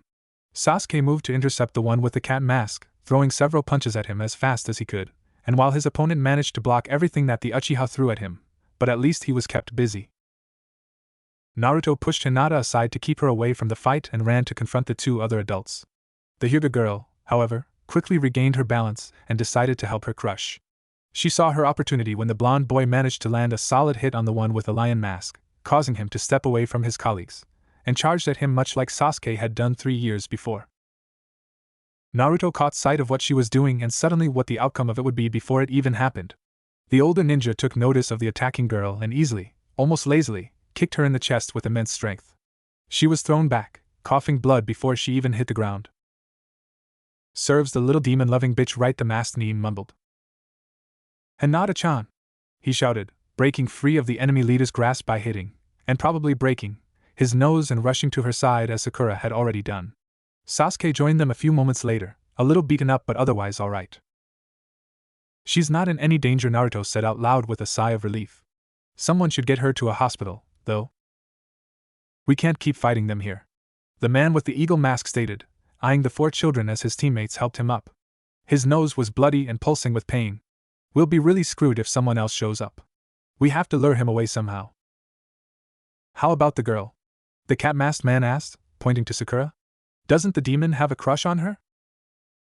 The others immediately got the idea. 2 took out flash bombs from their weapons pouches and threw them. The light momentarily blinded the children, and the third one took advantage of the opening and leapt towards them. When the academy students regained the ability to see, their foes were already a short distance away again, and Sakura was with them, a kunai being held to her throat. Now, brat, either come with us or your little crush here gets it. The 3 vanished with the girl in clouds of smoke, knowing that the blonde boy would be able to track them. Sasuke! Naruto shouted, turning to his classmate. What? The Uchiha replied, carefully looking at the blonde and wondering what was going through his head. Please, take Hinata-chan to the hospital, he said as said girl coughed more blood. Please! Sasuke didn't move. How about you? What are you going to do? He asked. I'm going after them and saving Sakura, of course. I can't abandon her even if she did that to me, Naruto answered seriously. The Uchiha thought about it. It was Naruto's fight after all, he had been the one to be beaten up all those years ago, just don't finish them off too quickly. He told the blonde as he picked Hinata up. Save some for me. Naruto smirked and nodded. Will do. Thanks. HN. He replied with what seemed like a small twitch of the lips before picking up Hinata. Sasuke ran off to the hospital with the shy girl in his arms while Naruto disappeared with a poof and a cloud of smoke. Sakura was carried by the man with the cat mask as the 3 adults dashed through the forest adjacent to Konoha, leaping from tree to tree. She had accepted her fate a few minutes before. When they had left the village, she would die at the hands of those men because there was just no way Naruto would come for her. He would abandon her, like she had abandoned him. Those would be the consequences of her cowardice all those years ago, and she did not believe that there would be any exceptions. I guess you're lucky, girl. Before she could understand what was going on, they dropped to the ground and she was thrown against a tree, next to which she would lie for the next minutes. Then the one who'd been carrying her spoke suddenly, so you came. We were starting to think you wouldn't. Don't think I'm as cowardly as you goons. You honestly need to take a hostage to beat a bunch of academy students? A very familiar orange-clad boy appeared with a poof. He looked at his opponents with pure fury, something that Sakura had never seen before, and she could feel the killing intent coming from him even though she was not the target. Naruto! She cried out of fear and guilt. Get out of here! You're outnumbered! You'll never be able to beat them. But he didn't do as she told him. Always underestimating me, Sakura? He mumbled. I'll show you I'm just as good a ninja as anyone else. Naruto. Sakura tried to warn him that one of the men had been sneaking up on him, but it was too late. The cat-masked nin aimed a powerful kick at Naruto's back end. Went through the boy, who stood there smiling, before disappearing with a poof. A bunshin? He thought. Then where's the real one? He got his answer seconds later, as a rock by his leader's feet transformed into the boy and hit the startled shinobi with an uppercut to the jaw. Now he had a broken nose and a broken jaw. Naruto turned around and started exchanging blows with the other two at the same time. They were good at taijutsu, but so was he. The blonde managed to block all of their attacks and even land some of his own, which infuriated his two assailants to no end. Back off. The one with the eagle mask suddenly yelled despite his broken bones. Leave him to me. The others did as their squad leader had told them, as the latter walked towards the Jinchuriki, his mask bloody and cracked from the blonde's attacks. You got 2 lucky hits on me, brat. You'll get no more. Lightning style, fists of thunder. Sarutobi Hiruzen had been meaning to read the report on Naruto's training, but sick of paperwork as he was, he decided it would be much easier to just call in the 4ANBU hair was finally out of the hospital and the third had yet to discover what kind of training accident could do that to someone's most private area and ask all the questions he wanted to. He'd go over the file for details later. So exactly how strong is the boy now? Hiruzen asked. He expected high genin, maybe even low chunin with some luck. Well, we estimate he's around high chunin at this point, Lion replied. That left the Hokage speechless for a few seconds. High chunin? How was a boy that started with 2 years of bad academy training able to make it this far in such little time? Are you sure about this? He questioned. Quite sure. In fact, the only things preventing him from progressing even more are his lousy chakra control and problems with genjutsu. Plus he'd need to learn some more A-rank techniques. Although we believe he'd be able to learn some more by now, the majority of his strongest jutsu are all high Bs. Owl answered. Believe us, Hokage-sama, he's got talent, never-ending determination and a very strong desire to keep getting stronger and protect those who are precious to him. Wolf stated. If all of our shinobi were like him, Konohagakure would be unstoppable. I believe you. The Sandaime assured them as he relaxed in his chair again. And I believe in him, too. Now, how about his elemental affinities? If I am to train him in the future I must know what techniques he can perform. Well, Hair trailed off as he remembered the day when they had found that out. So what are we doing today, Hair-sensei? Naruto asked excitedly as he failed to stay in place. I assume I'll taught you about elemental affinities today. The boy nodded. We're going to find out what yours are and start working on your main one. Yes. The boy yelled, pumping his fist into the air. Ever since he'd been attacked by a Sudden-using shinobi when he was 9 he'd been itching to learn how to do the same, and he'd long grown tired of all the chakra control exercises that Hair had put him through, walking up trees, walking on water, too much control and no actual ninjutsu. But now they finally got to the good part. Here. Hold these. The NBU told him, handing him 2 pieces of paper. 1 in each hand. Now you're left-handed, right? Yeah, but when do we get to the elemental stuff? These pieces of paper are really pretty and all, but you told me we'd be finding out my affinity. The orange-clad boy's outburst earned him a hit to the back of his head. Shut up and listen. What have we told you about patience? Hair scolded. We are going to learn your affinity. Fortunately, there's a simple test for that. You see, that paper you hold is not just any regular paper. If you pump some of your chakra into it, it will react according to your affinity. The one in your left hand is your primary affinity, and the one in your right one is the secondary. The paper will burn if it's fire, get soggy if it's water, be sliced in 2 if it's wind, wrinkle if it's lightning, and crumble if it's earth. Got it? Yeah, Naruto answered. Good. Now pour a little chakra into both pieces of paper. Hair instructed. A little, he repeated, remembering the Jinchuriki's tendency to overdo with the chakra. All right. Now check them out. The blonde did just that. The piece of paper in his left hand had been split perfectly in half, and the one in his right hand had gotten soggy and crumbled to tiny little bits. Looks like your main affinity is wind, the NBU said. And what's this? Looks like you've got 2 secondary affinities, earth and water. Is that a good thing? Is it rare? Naruto inquired. Advanced shinobi can usually use 3 elements, the third being what we call a tertiary affinity. A double secondary affinity only means that your water affinity is as strong as your earth one, and that you've got no tertiary. It is good. It's not unheard of, but it's not exactly common either. It usually runs in the family. Alright. Let's get started then. So his main is wind and he's got both water and earth as a double secondary, Sarutobi asked. Hi. Also, his secondary affinities are stronger than normal, Hare said. That's good, I'll be able to teach him some earth style, the Hokage muttered. Now how about? Eagle charged at Naruto with electricity running through his hands, and while the boy had never seen that jutsu before, he didn't have to in order to see that getting hit by it would hurt a lot. Blocking was out of the question too, so all that he could do was dodge. That proved to be more difficult than what he'd expected, though his opponent was fast. By examining their technique and style of fighting, Naruto had deduced they were all about Chunin level. He could probably take each of them one-on-one and win, but it'd be very hard fighting the three at the same time. He just hoped the other two didn't jump in. Not until he defeated their leader, at least. The blonde boy fell on his back to avoid a lightning punch and kicked his foe in the stomach as the masked nin leaned over him. The power of the Jinchuriki's blow threw his opponent against a tree and gave him the opportunity he had been looking for. Wind style, wind pulse, he shouted. A strong wind swept the area. It did no damage to any of the other ninja, but the lightning on Eagle's hands faded. What did you do to my lightning? Naruto smirked in cocky satisfaction. Easy. By pumping a lot of wind chakra into this jutsu and having it sweep the battlefield, I can eliminate any right-hand technique. 'Cause wind beats lightning, you know? He couldn't eliminate any lightning jutsu, only ones from D to high C rank, and the occasional low B rank, but there was no reason why he'd share that information with the enemy. He had created that jutsu himself with a little help from Hare, but it wasn't completed yet. In fact, it had been a bit of a gamble to use it, since he'd never tried it out in an actual battle.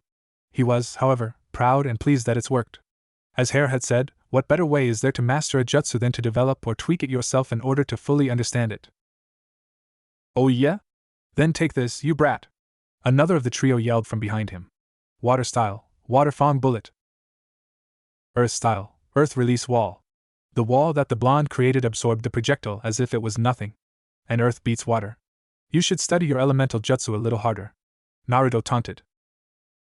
The eagle-masked shinobi, who had meanwhile gotten up, charged at the boy, as did his subordinates. Soon enough they were again engaged in a taijutsu battle. Wind style, tornado blades. The Jinchuriki shouted. Sharp, deadly blades of wind were shot from his hands, towards his opponents, who managed to dodge most of them and avoid fatal blows to vital areas. That jutsu had been taught to him by Hare, whose affinity was also wind. He hadn't had a chance to work on tweaking it yet, but although he wished it was a little bit faster, he was quite happy with the way it worked. He repeated the technique a few more times, leaving some more cuts and gashes on his three enemies.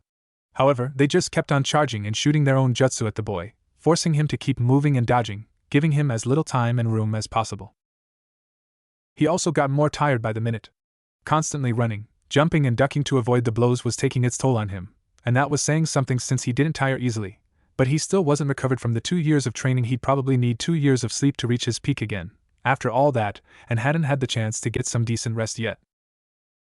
The masked nin got tired much faster than he did, but there were 3 of them and only one of Naruto. It didn't take long for the masked opponents to start using tactics that benefited their numbers. One would always fight Naruto with taijutsu, forcing him to block and preventing him from pulling off any techniques. Another one would stay back, throwing weapons and jutsu at him and protecting the third one while he rested. They had been at it for about 10 minutes, when the one with the cat mask, who had been resting, stood up. The boy expected the enemy leader, the one who was fighting him then, to retreat, and the next one, who'd been throwing shuriken non-stop, to come forward, but neither did so. Instead, the viciousness of the punches thrown at him doubled, pushing him even further. From the corner of his eye he saw the others doing some hand signs together. That couldn't be good. Earth style, mud indulgence, the lion-masked one yelled. Water style, mouth of evil, the man with the cat mask followed. Naruto had been looking at them, distracted, giving the third one the perfect opening. He suddenly found himself being knocked back by a punch to the temple, allowing the shinobi with the bloody mask to join his comrades, making hand signs in the process.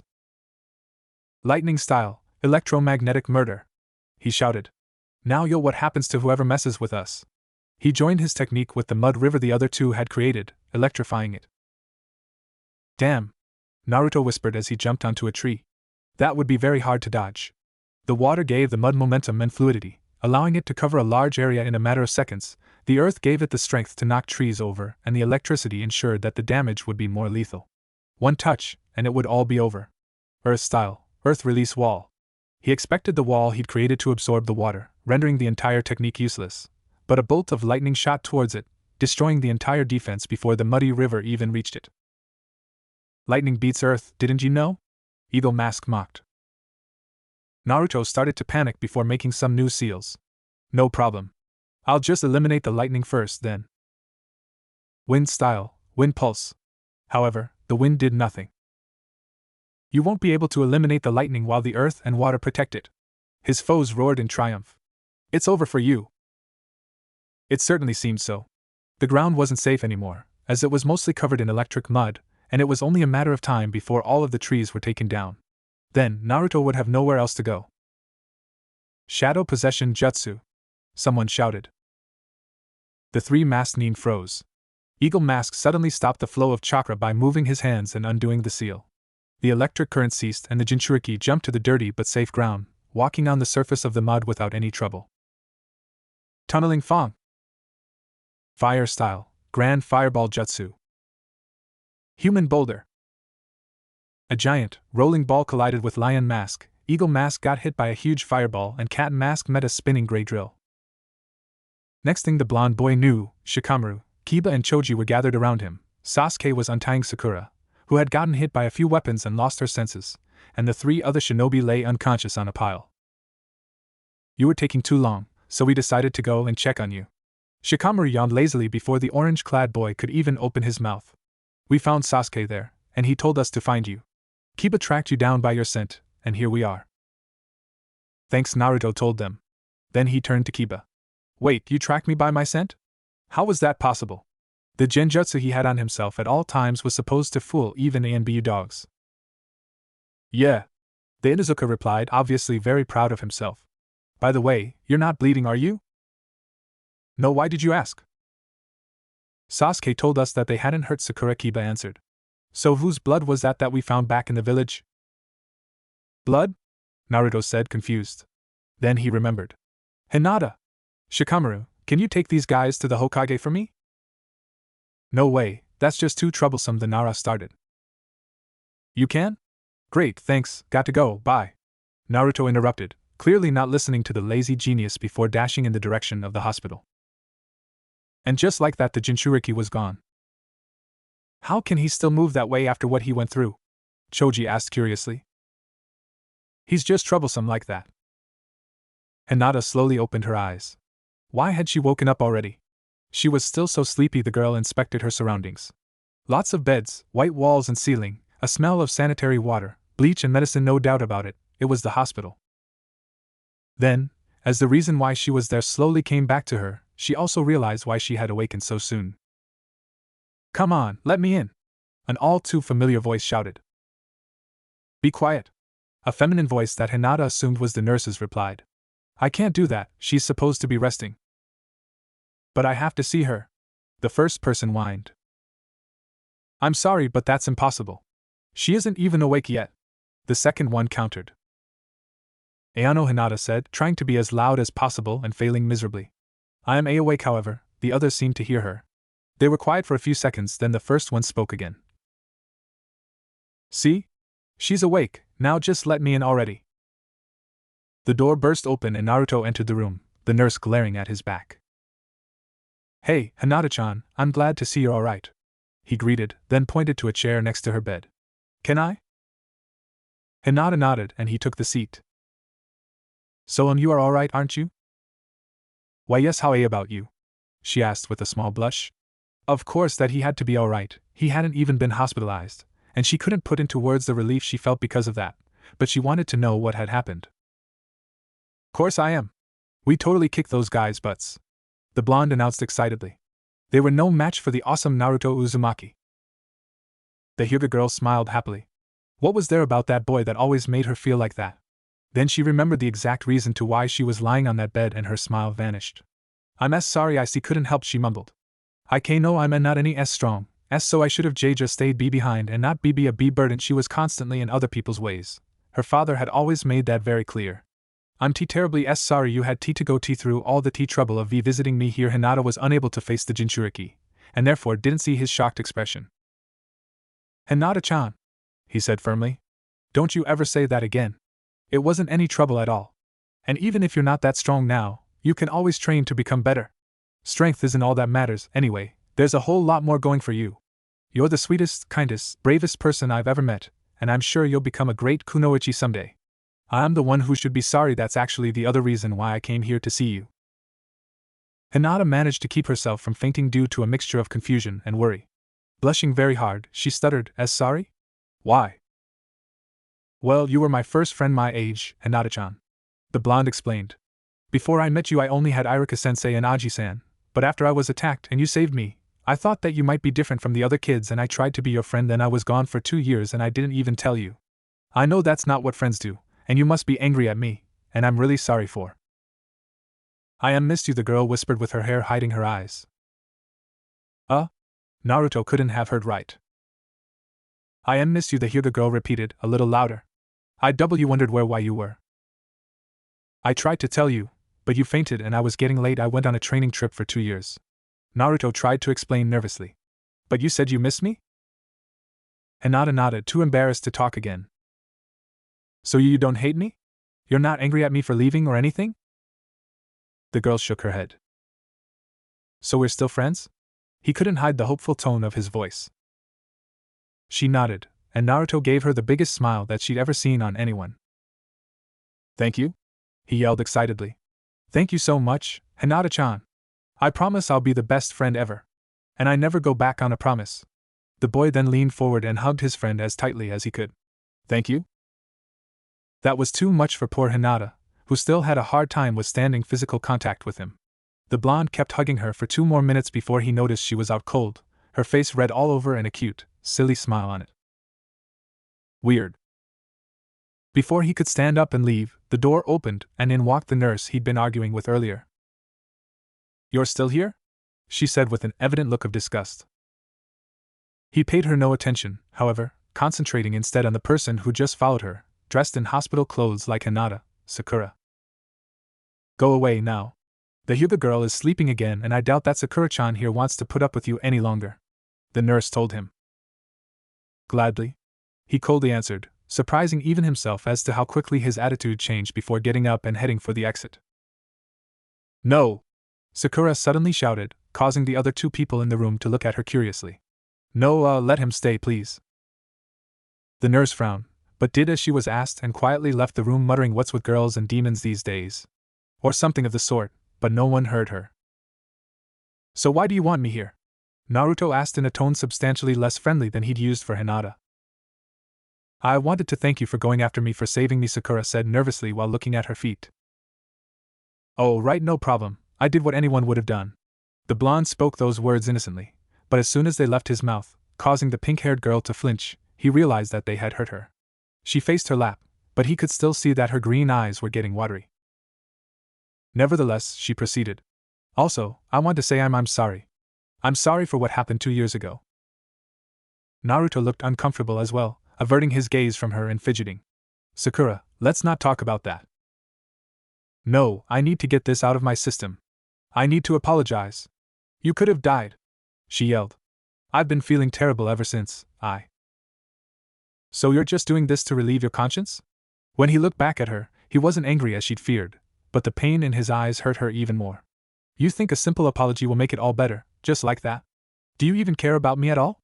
You're right, I could have died. He had feared that if they continued that conversation, he might burst. Now it had happened, and all he could do was go with the flow. I could have died and you abandoned me. You left me there. I know I wasn't the brightest of students and kind of annoying, but I liked you, Sakura. I really liked you. And you left me. Was I so horrible that you'd leave me like that? Sakura faltered and took a step back. Naruto, Why didn't you go back for me?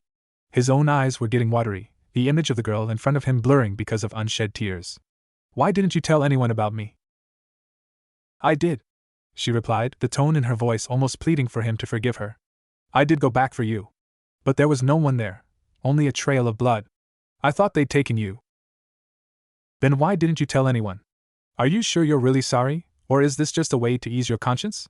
Would you even have apologized at all if I hadn't saved you? If I'd gone back to call someone else instead? Sakura's throat closed as she found himself searching for an answer. Nah. If I died, if Hinata-chan hadn't showed up, would you visit my grave or just forget that you could have saved my life?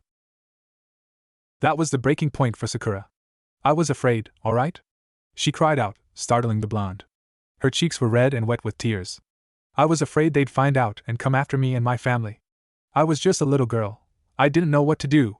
I never meant you any harm. I had nightmares about that day for weeks afterwards. I hated myself for not having done more. She opened her mouth to go on, but instead broke down into quiet sobs, unable to relive that moment once more. Naruto, dumbfounded, remained silent for several seconds.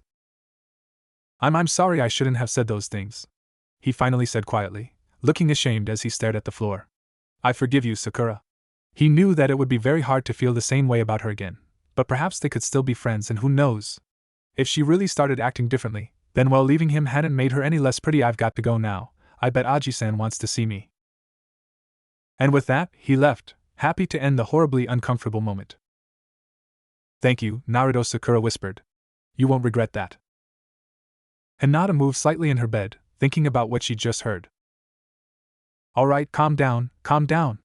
The Hokage ordered all the shinobi in his office, who were attempting to deliver several different oral reports at the same time. "Calm down at once and tell me what's going on in an orderly manner." There was a fight in the forest. 3 children checked in at the hospital. 3 unidentified masked ninja. Trees burned. Uchiha, who didn't sustain any severe. Brought by a student. Mud and blood all over. Runo, Sakura, and Hyuga Hinata, who claimed to have attacked. Calm down already," Sarutobi yelled. "One at a time." Then the door opened and a familiar blonde walked in. "Hey, Aji-san," the blonde greeted happily, ignoring the other people in the room. "Naruto? What in the name of the Shodaime are you doing here?" the old man asked. "Well, considering I was in the middle of this mess, I figured you'd like to know what happened. It would take less than an hour for me to explain what happened, and probably 5 if you let them keep at it," Naruto answered, nodding his head to the arguing ninja. Hiruzen's eyes widened. He turned to the others, gestured towards some chairs and said, "Sit down and watch a real report being delivered. Naruto, if you please."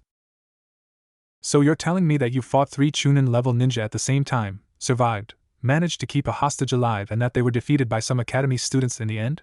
the Hokage asked, earning a nod from the boy. "Dog," he sighed, turning to one of the ANBU that he knew was hiding there, in the shadows. "I trust that those 3 in question are locked in and secure?" The ANBU revealed himself and nodded silently in response. "Take them to Anko and Ibiki for interrogation as soon as they wake up. Find out who they are, who they work for, and anything else that may be of use." Dog nodded and vanished in a cloud of smoke. "Squirrel, inform your superiors of this. They are to form a squad to clean up the forest." This said, Squirrel was also gone. "Monkey, inform the children's families of what just transpired so we do not get any more confused guests in my office by the end of the day." As soon as Monkey had disappeared, the third turned his attention back to the boy. "Naruto, just how powerful are you?" The boy shrugged his shoulders. The Sandaime knew it was an honest answer. "I have no doubt that you'll graduate tomorrow.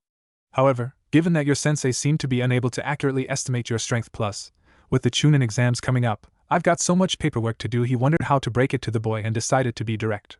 "I'm not going to train you right away." "What?"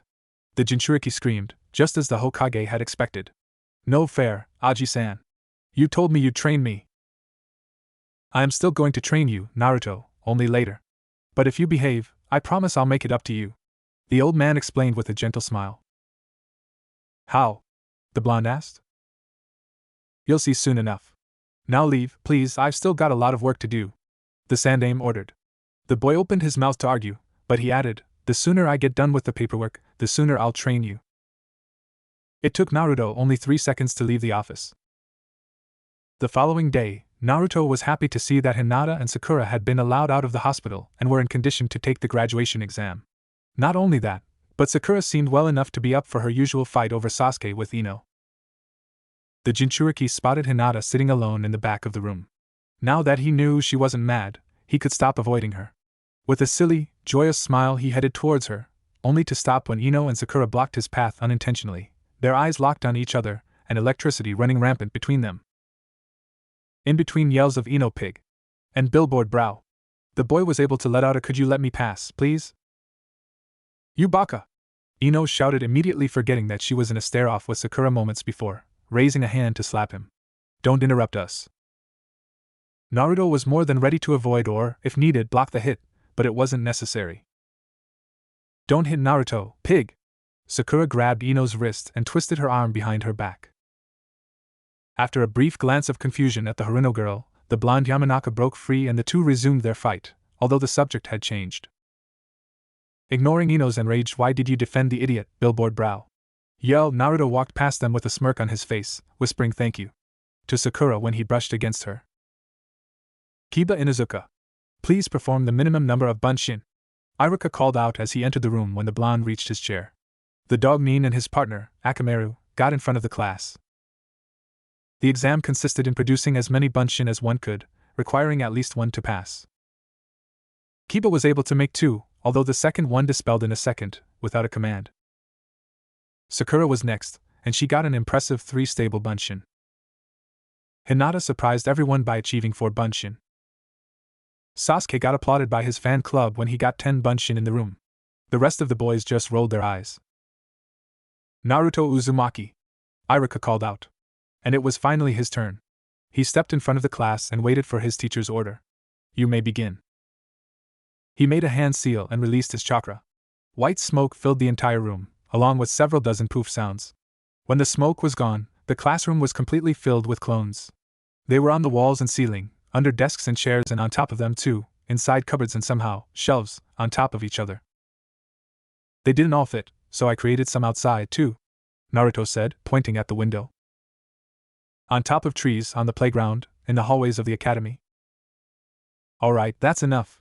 Just get rid of them already," Iruka shouted as he nervously looked around him and tried to deal with the unnatural sight of so many children in orange jumpsuits. It hurt his eyes.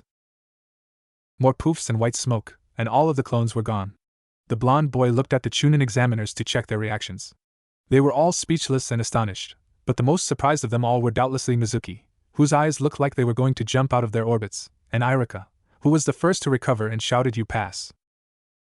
Naruto smirked confidently as he recalled the time when he had first succeeded in doing that jutsu, with hair. A pale, dummy-like clone of him lied on the ground, next to hair. "Gaki, we've gone over this 1,000 times already. You're forcing too much chakra into the technique." The NBU scolded, but sighed shortly after. He had long found out that yelling at the boy wouldn't be of any help. "I can't release any less chakra, Hair-sensei," Naruto shouted back. "Is that so?" Hair said as he pondered his student's dilemma. He'd just gotten an idea. "Alright, try this then, release exactly the same amount of chakra you'd release for a clone." "But you said that was too moo." "Just do it. Then, before using that chakra to create a bunshin, split it into little bits, the smaller, the better. Finally, use each of those bits to create a clone." The blonde did as he'd been told. To his surprise and delight, 10 clones popped into existence. Hair smiled. "Finally," he said with relief before explaining to the boy what he had just done. "Your problem was that you never knew the exact amount of chakra needed for a clone. When, in the academy, they told you to release as little as you could, then keep adding some until you got it, it was enough for 10 of these. Then, when you tried to create only 2 or 3 bunshin, you double or triple that amount, always pumping too much into each one.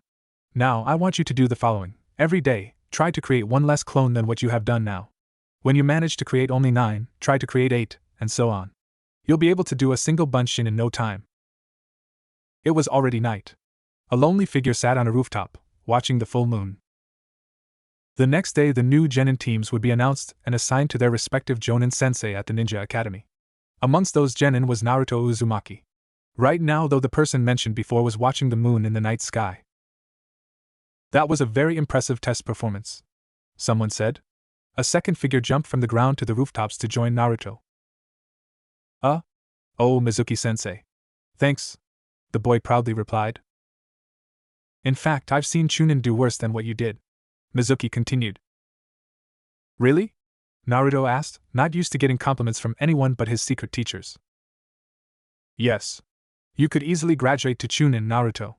I know that you're strong enough to do that, and that's why I'm going to let you in on a little secret, although Irika doesn't want me to. The Chunin whispered to the recently made genin. If Irika-sensei doesn't want me to know the secret, shouldn't you keep it to yourself? Naruto asked, worried. It's alright, there's no problem at all, Mizuki assured the Jinchuriki. You see, every year, according to the results of the graduation exams, the teachers get to pick one, and only one student to take another special exam. Whoever passes it automatically becomes a Chunin. That's why the teachers have to pick the best one of them all. Wow! That's awesome! So I've been picked? Naruto excitedly inquired. Well, kind of, Mizuki answered. I told Irika that I thought that it should be you this year, but he didn't agree. He picked Sasuke instead. Sasuke? But I got an S and he got an A. And I made a lot more clones than him, the boy yelled. I know, that's what I told him, but he wouldn't listen. He said that you only passed the exam thanks to a mix of luck and cheating. And worst of all, no, I probably shouldn't tell you this. What? Tell me, the QB container demanded. I would, but I wonder if you can handle it. I can, now tell me, Naruto demanded. Alright, Mizuki sighed.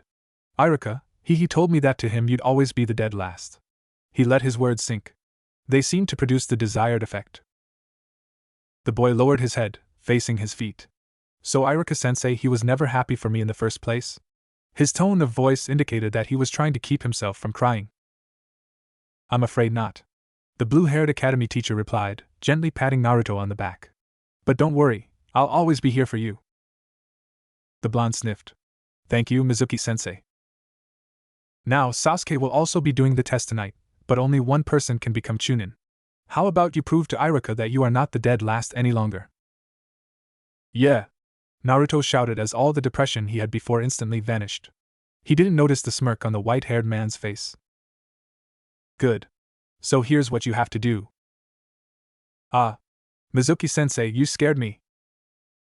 A little startled himself at the boy's outburst, Mizuki quickly removed his hand from Naruto's shoulder. I'm sorry, Naruto. I didn't mean to do that. He tried to put on his best smile, but it came out a little crooked, not that the would-be genin would notice, just like he wouldn't notice the nervous glances Mizuki shot all around him.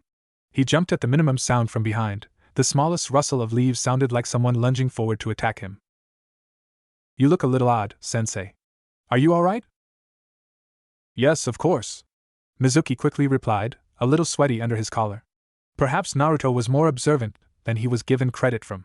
I'm just a little tired. Let's wrap this up so we can all go get some sleep, alright? Nothing would please me more, sensei, the Jinchuriki replied, but something about his tone was off. And when had his smile gotten so sinister? Something wasn't right with the boy, but then again, he had returned changed.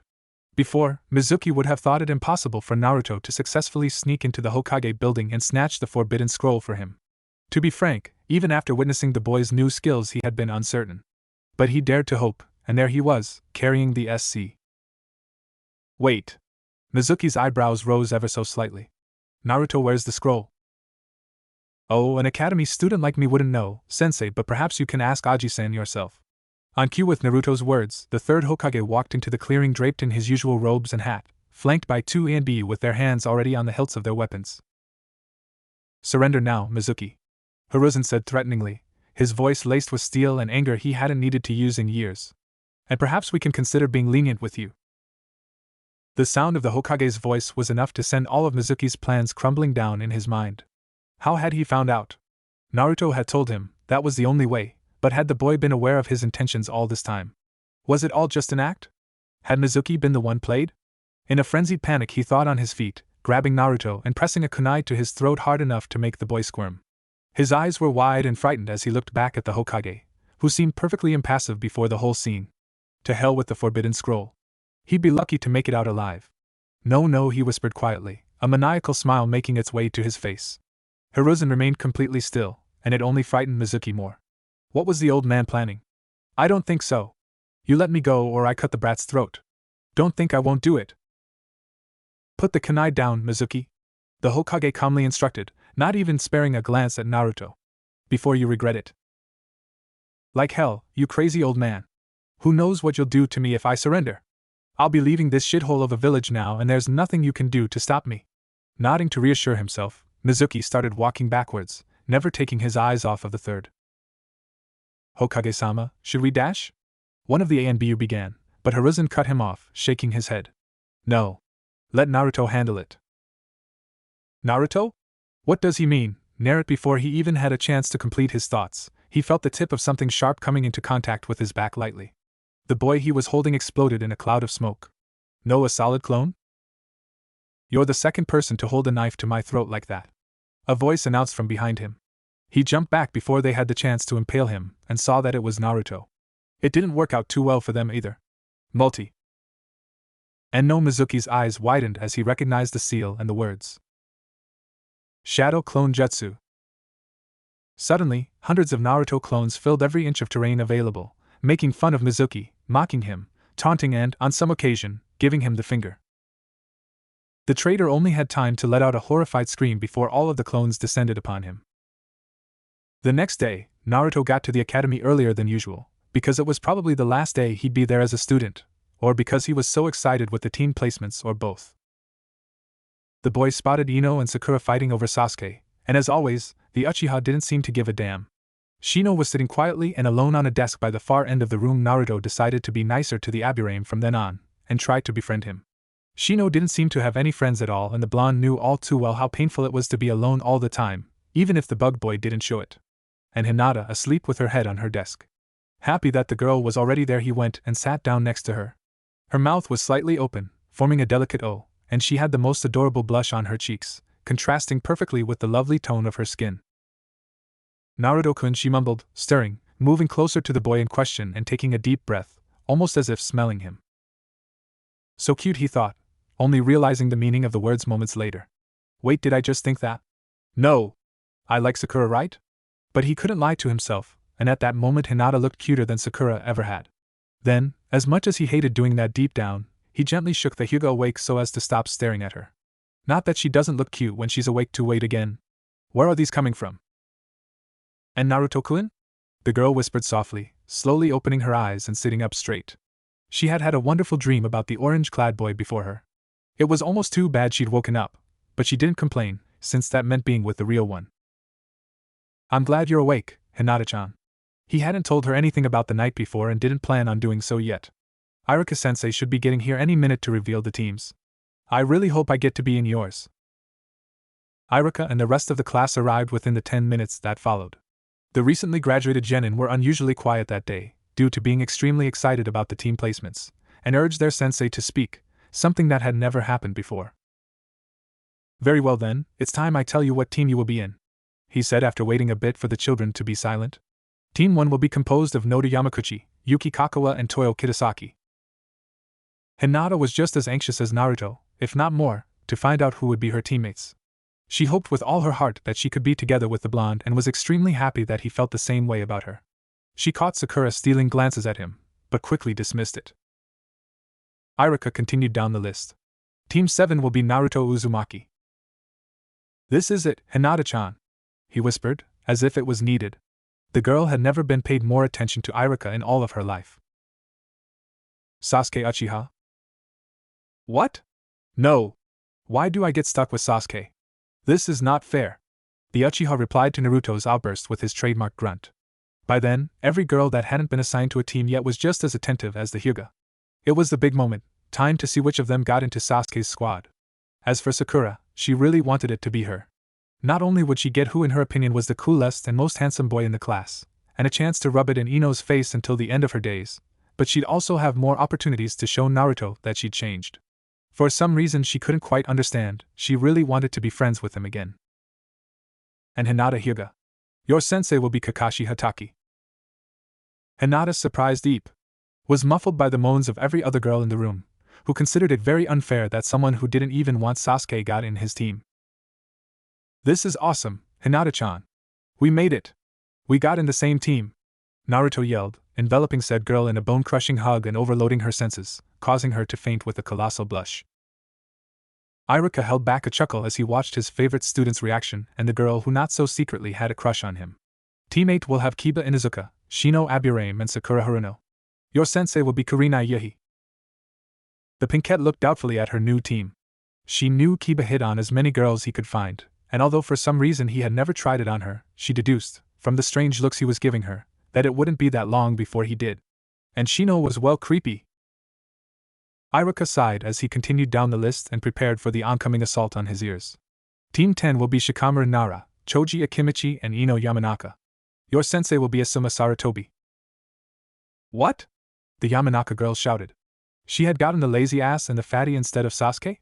Her only consolation was that Sakura wasn't much better. She had the creepy bug boy and the perverted mutt. On second thought, maybe Shikamaru and Shuji weren't so bad. Iruka gave Ino a stern look. That's it. Now you are to meet your new sensei here right after lunch in 1 hour. By the way, Jonin do not appreciate late genin, so try to make it on time. The third Hokage sat alone in his office, thinking about the genin teams. Building a genin team was always a tricky task, so it was left for the Hokage to do. Of course he didn't do it alone, seeing as he didn't know most of the children well enough to achieve effective placements. But although he was advised by their academy teachers and usually went along with what they said, he had the final say in the matter. The majority of the kids hadn't been that difficult to handle, but he paid special attention to 9 of them, the ones that the teachers labeled the most likely to eventually qualify to be at least special jonin. Team 10 had by far been the easiest of them all. He wouldn't want to undo the famous Ino Shikicho trio, and Asuma, who had worked with the original ones several times, would be perfect as their sensei. The other 2 had been slightly more difficult. He knew that Sasuke would have to be placed in Kakashi's team to have his Sharingan trained, even though it hadn't activated yet. As for Naruto, Kurenai wouldn't be of much use as his sensei, seeing as she specialized in genjutsu, which the boy wasn't so good at. Since Team 7 already had 2 boys in it, that left Shino and Kiba with the genjutsu mistress in order to maintain the 2-to-1 boy and girl ratio. Then came Sakura. Hiruzen wanted to avoid putting her with Naruto, afraid of underlying tension resulting from what had happened 2 years before. Besides, Naruto and the Hyuga girls seemed to be very good friends, and even though Kurenai wouldn't be able to have the tracking team she had requested, there was no other way. The Inuzuka nose and Aburame insects would have to do. Overall, and although he had heard some nasty complaints about the Kyuubi being put in the same team as Sasuke, he was happy with the way it had worked out. Naruto's good mood vanished very fast as Team 7 waited alone in the classroom for their sensei to arrive. He had gotten in the same team as Hinata. He had eaten part of her lunch again, which was even more delicious than he remembered, and Iruka had told them that their sensei was one of the strongest ninja in the village, but the waiting was really starting to get to him. Every other squad had already been picked up, and Iruka had left after Teams 8 and 10 were gone. He couldn't afford to wait for the eternally late Kakashi. After the first hour, the blonde had already lost what little patience he had. Damn! Why won't he arrive? He muttered. He headed towards the board, grabbed an eraser and turned his back on Sasuke and Hinata so they couldn't see what he was doing. When he turned again, it was covered in white chalk powder. With a mischievous grin, he slightly opened the door and placed the eraser on top of it so it would fall on whoever came in. Our sensei is an elite jonin, moron, the Uchiha said as Naruto joined Hinata, who was sitting on one of the desks. Do you really think he'll fall for such a cheap trick? The Jinchuriki shot him a shut-up look, but even Hinata seemed uncertain about it. A few minutes later they heard the sound of steps coming from the hallway. A gloved hand grabbed the doorknob, pushed, and the eraser fell harmlessly on the floor. A head appeared, the body concealed behind the wall. The man had spiky silver hair and wore the usual leaf ninja attire, a green jounin vest on top of a dark blue shirt, plain pants of the same color, sandals, and a weapons pouch. The one unusual characteristic about him, however, was his face, which was mostly covered by a mask equal in color to the shirt and pants, which only revealed his right eye. His hataiki had been adjusted to cover his left one. Did you really think I'd fall for a trap that obvious? He asked. Suddenly, the eraser expelled more powder than it could possibly contain right onto the grown man's face with a hissing noise, enveloping him in a chalky cloud of pure white. As the target of the trap coughed nonstop, Naruto rolled on the floor laughing. Hinata let out a small giggle that no one heard and Sasuke smirked, amused and surprised about the blonde's actual plan. Kakashi got rid of the annoying substance by blowing it away with a weak futon jutsu, and caught a glance of the eraser that was still on the ground. It had a simple seal drawn over it.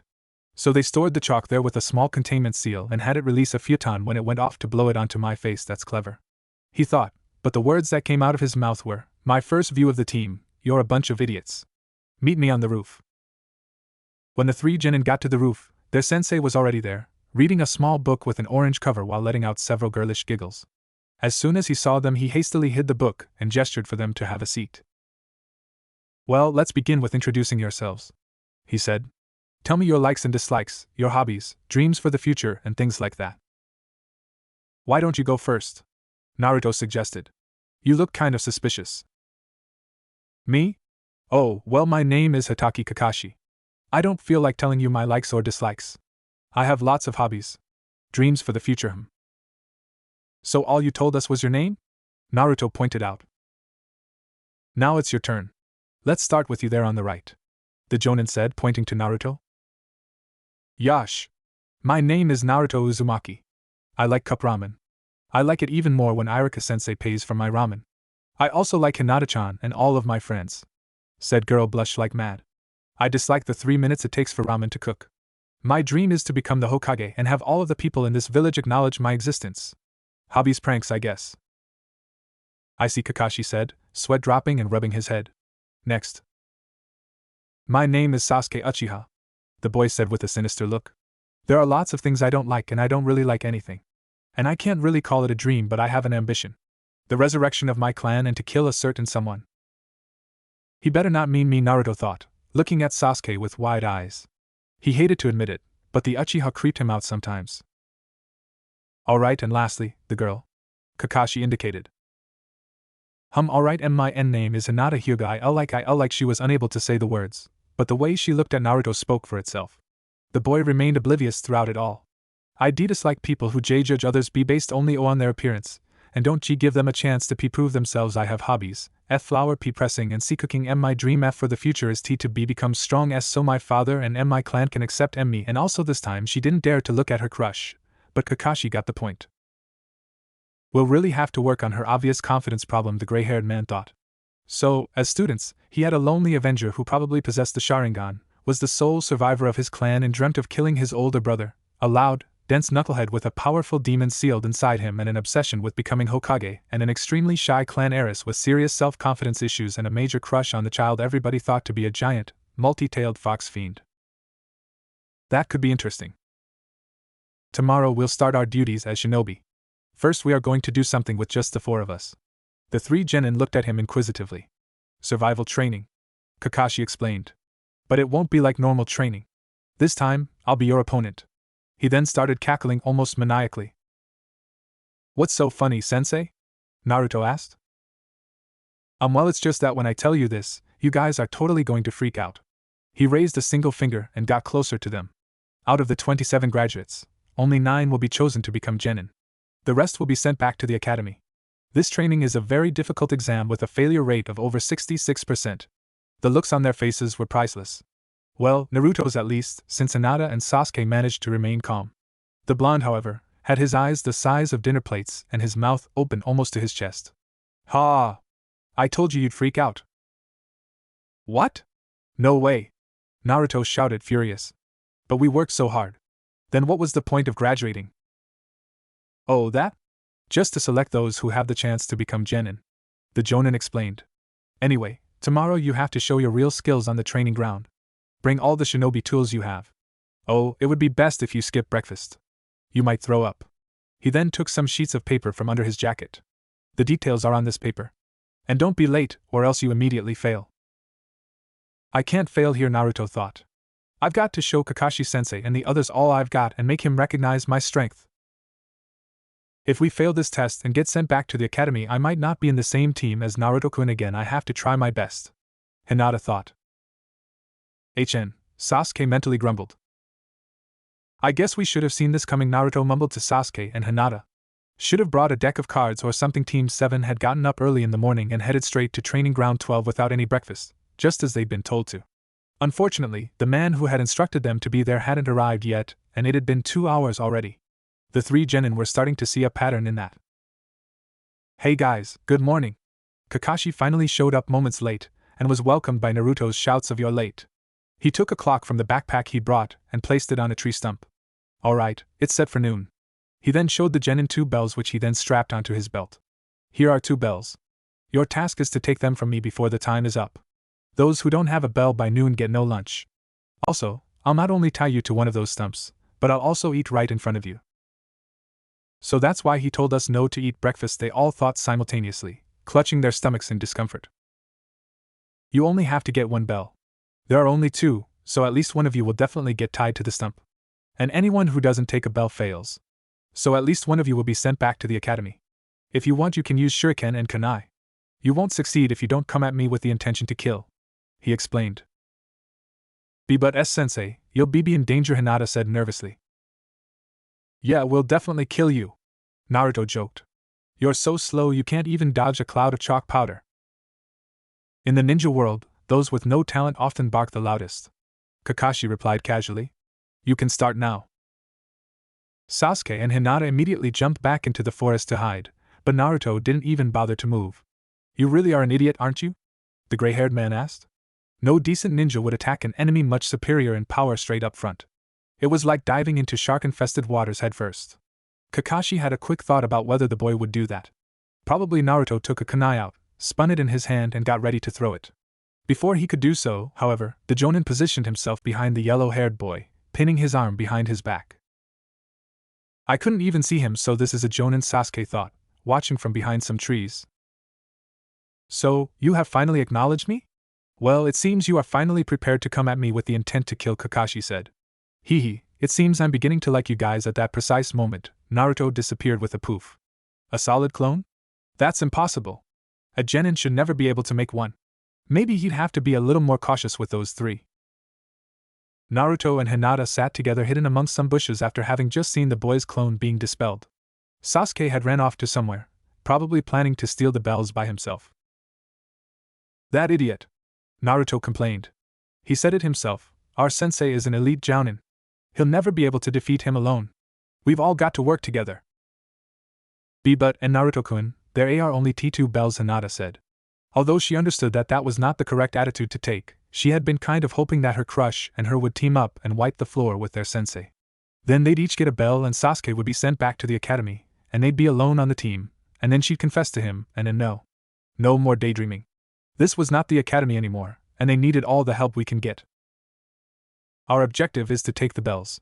If we manage to do it, and show all we've got, Sensei will have to pass us, the blonde replied. He then proceeded to create several more clones, who darted off in different directions. Those will guard the perimeter around Kakashi-sensei, and try to keep him busy while we look for the team. They darted off themselves, and for the first 5 minutes the searches turned out fruitless. At least Naruto was still managing to keep Kakashi occupied by constantly spawning clones to replace those he had lost, and although he didn't feel tired yet, he wondered how much more his chakra could take. They couldn't move very far away from the Jounin so that the clone replacements got to him on time, and the constant flow of clone memories Naruto got was a bit disorientating. Ayano, and Naruto-kun, Hinata whispered, seeing that they would go nowhere like that. I could use my Byakugan, if you want to. Byakugan? You have the, of course. She was a Hyuga. How could he forget about that? He had read on the Hyuga clan's famous Dijutsu. It would be perfect in that situation. Sure. Why didn't you tell me about it before, though? I guess I forgot, she lied. The truth was, she hadn't tried to use her Kekkei Genkai because she still hadn't mastered it, and was afraid of what Naruto would say if she wasn't able to activate it. She would die of embarrassment. Naruto, however, saw right through her. Wincing as another bunch of memories got to him, he put a hand on her shoulder, making her blush, as she said, Don't worry, Hinata-chan. I trust you. I know you can do it. The girl was suddenly invaded by a sensation new to her, something warm, something really good. She felt like she could do anything, like nothing would be able to stop her. She couldn't, no, she wouldn't let Naruto down. She went through some hand signs with confidence she never had during any of her father's training sessions. Finally, someone encouraged her. Finally, someone trusted her. Finally, someone believed in her. Byakugan! She shouted. Chakra came to her eyes with more ease than ever before, and she noticed she could also see a little farther, up to 200 meters, which completely shattered her previous record of 100. 2 o'clock, about 150 meters from here. They weren't even halfway through when Naruto visibly shuddered and yelled, He's coming! So far, Kakashi hadn't seen any teamwork at all, but that didn't mean he wasn't impressed. With the blonde, at least. It was almost inhuman to be able to make so many solid clones. Was that the work of the Kyuubi no Yoko? One thing that was surely not the work of the fox, however, was his taijutsu. It was amazingly good for someone his age, good enough to actually give the dog summoner trouble, especially when multiplied by much. Kakashi had already lost count of all the Narutos he had destroyed, but they just kept coming. At first, he thought that the boy's plan was distracting him with dozens of clones and taking the bells, which although simple wasn't that bad of an idea, but so far no one had even attempted to get close to them. After a while, it seemed obvious that he was only buying time, and it surprised the Jounin that he could afford to spend so much chakra to do that, but what for? He created a shadow clone of his own and moved underground, tracking the first genin whose scent he could find, Hinata. On his way, he received the memories of his replica, that had gone down a little faster than the original had expected, and knew that he didn't have much time left before Naruto realized he'd escaped.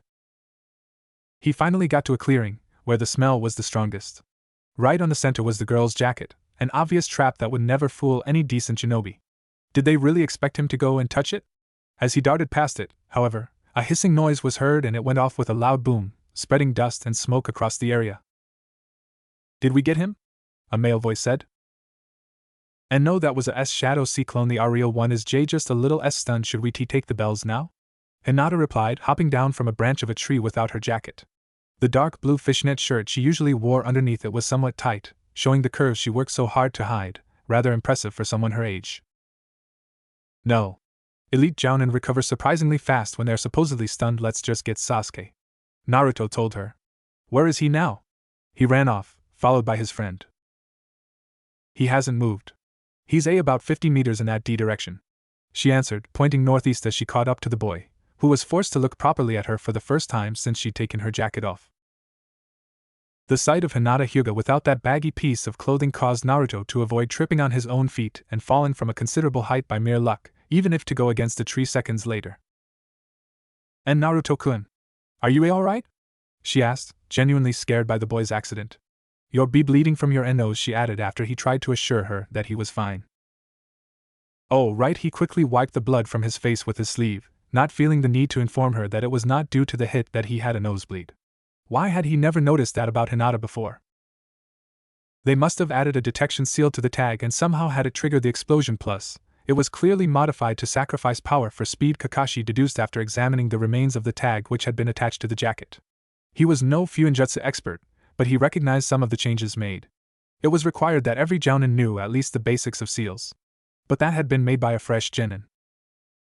Now, although it was a bit risky to keep on the offensive, he was getting more and more curious about their abilities and he hadn't seen Sasuke yet. He caught Hinata's scent again. Seeing as Naruto was with her, he found it a bit strange that he couldn't smell him as well, but quickly dismissed it. A quick shunshin and "Yo," he said, appearing before Knucklehead and Clan Eris. "I don't know what you're planning, but I'm afraid I can't let you go any further." Opposite to what the masked Nin had expected, the blonde just sighed. "Guess we'll just have to take those bells now," then he said, charging against his sensei immediately after. "I thought I'd told you not to underestimate me. Lesson number 1, never charge your opponent recklessly," Kakashi said as he took the boy down by simply sweeping his feet off the ground with his leg. "Got it!" the blonde shouted, his clone disappearing, the real one throwing some kunai at the Jounin from behind him. He easily dodged them and got behind Hinata. Lesson number 2, never let your opponent sneak up on you. He aimed a punch to her back but ended up hitting a log. "Gee, got it," she whispered from behind the dog summoner, failing to hit him with a Juken strike. He then attempted to cast a genjutsu on the girl, but it didn't work, since she dispelled it, maybe a little too easily for a genin. The gray-haired Jounin's sweat dropped. Punching another clone of Naruto, he said, "Guess you don't need lesson number 3, know your genjutsu then, right? Kick, knee, elbow." 3 more clones were gone. "How about kick, swipe, kick ninjutsu?" "Sorry," yelled a voice from amongst the trees. "Already know that too." Sasuke jumped out from who knows where, his hands forming the tiger seal and his cheeks swollen. "Fire style, grand fireball jutsu." Kakashi, taken by surprise by the Uchiha's early mastering of elemental jutsu, did nothing to stop the fireball as it enveloped him and everything within a 3-meter radius. However, when the fire was gone, there was a charred log where he had been standing. The 3 genin then decided it was best to be cautious and positioned themselves in a circle, back to back, waiting for their sensei to come out and whispering to each other, much to Kakashi's delight. Not only are they very skilled, they also seem to realize the importance of teamwork, he thought. Maybe I could just pass them now, but I'd like to know what else they can do. It wouldn't be long before Hinata decided to activate her Byakugan, so he had to use what little time he had to attack first. Offense is the best defense, they say. He created 2 shadow clones and had each of them attack one of the boys while he took care of Hinata. It wasn't as easy as he thought, though. The Byakugan user had seen the clones coming and they were able to dispel one of them with one of Naruto's own. After that, Naruto and Sasuke teamed up to eliminate the other one, and meanwhile, the real Kakashi hadn't been able to land a single hit on the girl. In all honesty, her taijutsu was a bit sloppy and he hadn't seen a single display of ninjutsu from her yet, but her dodging was formidable, even if he wasn't trying his best to defeat her. In between strikes, he saw the ramen lover and the Uchiha whisper from the corner of his eye. Sasuke nodded and next thing he knew, he was being attacked from all directions by orange-clad Kage Bunshins. Shaking his head, he sighed. When would Naruto learn that shadow clones wouldn't work? However, there was a reason behind all that. Hinata took that as a chance to retreat, going back to the two boys, who were going through hand signs. Wind style, combustion cloud, Naruto shouted. Fire style, grand fireball jutsu, Sasuke followed. Wind and fire style combination, hellfire. Together with the sound of Naruto's hey. You said that I got to come up with a name. Yells, a fireball 4, 5, probably even 6 times the size of the regular Gokaku, feeding off the air rich in oxygen that Naruto had provided to gradually grow even bigger, moved towards Kakashi. The Kawarimi wouldn't work with something that massive and there was no water nearby for him to defend himself. When he told them to go at him with the intent to kill, he hadn't expected them to try that hard. Earth style, earth release wall, he said, creating the biggest wall he could manage, and even though he managed not to get harmed, he found himself sweating hard because of the tremendous heat.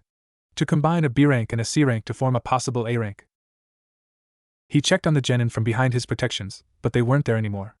With a bad feeling he turned around, his back against the earth wall, to face a barrage of shuriken and kunai of considerable proportions. Kakashi smirked.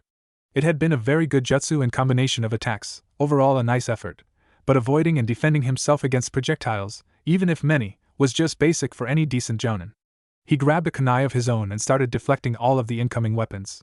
By the time he noticed Hinata's absence, it was already too late. One of the last shuriken transformed into the girl, her arm pulled back and her palm open, ready to deliver a gentle fist strike. The copy Nin hadn't been ready to dodge and got hit by her in the abdominal area, which was not too bad, considering she'd been aiming for the heart. That was some good teamwork. I guess that will be enough. Clutching his stomach, Kakashi raised a hand.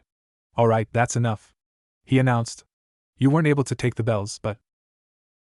What are you talking about, sensei?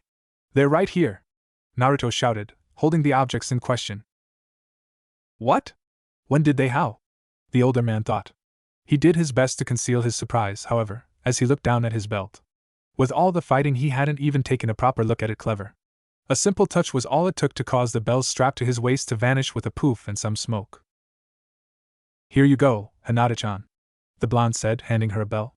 And here you go, idiot, he continued, shoving the other one into Sasuke's hands. And Naruto-kun, I don't want it, and not if it means you won't get one, the shy girl said, meaning to return hers to the boy. No. You and that loser need them more than I do. If I go back to the academy, I'll just end up graduating again in a couple of days, Sasuke interrupted. Don't be so cocky, bastard. His attitude had surprised Naruto. Maybe he wasn't so bad after all, even if still a cold, arrogant little prick with a Hokage monument-sized stick up his ass. I'll be the one to graduate in 2 days. Unbelievable. The fight about who gets the bells has already turned into a competition. Ayano Sasuke-san, you can have my B bell if you want to you, and Naruto-kun should be the ones to P pass. I barely did anything. Hinata-chan. If it wasn't for you, I wouldn't have been able to snatch the bells. Alright, that's enough, Kakashi yelled. The 3 genin had even forgot about him. You all pass. Congratulations. You are the first team to do so. Covering his ears so as not to hear Naruto's what? He proceeded. A ninja must see underneath the underneath. Those who break the rules of the ninja world are trash, but those who abandon their comrades are worse than trash. The true objective of this exercise was to work as a team, even if that meant that one of you would be sent back. The fact that there were only 2 bells should have caused you to compete with each other, yet you knew you'd only be able to get them by working together, plus you didn't fight for them in the end. I'm also surprised you were actually able to take them, even if just because I underestimated you. I'll be looking forward to working with you. Hinata, I'll be at your house tomorrow to inform your father of this. I'm sure he already knows what you're getting into, but it's standard procedure. You're all dismissed. Sasuke had already left to the Uchiha compound, not bothering to spend more time with his teammates, leaving them alone by the Hokage tower. Hinata-chan, how about we go and have lunch somewhere to celebrate? I'd also like to make it up to you for ruining your jacket, Naruto said excitedly, scratching the back of his head with an apologetic grin. Ignoring the little voice in her mind that insisted that it would almost be like a date with him, Hinata forced herself to be convinced that it was only as friends and teammates. It's alright, I got plenty of them at home, you don't have to make it up F for me if you don't want to. The boy sighed and shook his head. Hinata-chan, when will you learn? You're not a burden or a nuisance of any type, I enjoy spending time with you. We're friends, after all. His eyes, which had been gazing at her face, slowly moved down to her for what could be the 100th time that day. He quickly realized what he was doing and looked at her face again before she could notice, then repeated it all over again. He was young, but he was still a man. Now, it's a bit cold, will it take long for you to get home and get another jacket or something? I think so, my house is kind of far from here. She finished her sentence in the shape of a thought, and father won't let me out again once I go in. I see, well, I guess you'll just have to use this then, Naruto said, taking off his own jacket and handing it to Hinata. He had a plain black t-shirt underneath. I'm not that cold. You don't mind, do you? Mind? It was like a dream come true. She took the orange piece of clothing from the blonde's hands with wide eyes and a crimson face. It smelled of forest, and ramen. It smelled of Naruto.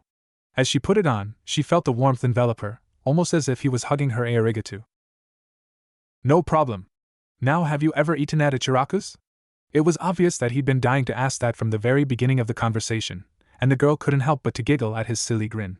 It was wonderful, the way he shared that kind of raw emotion with the world, sometimes.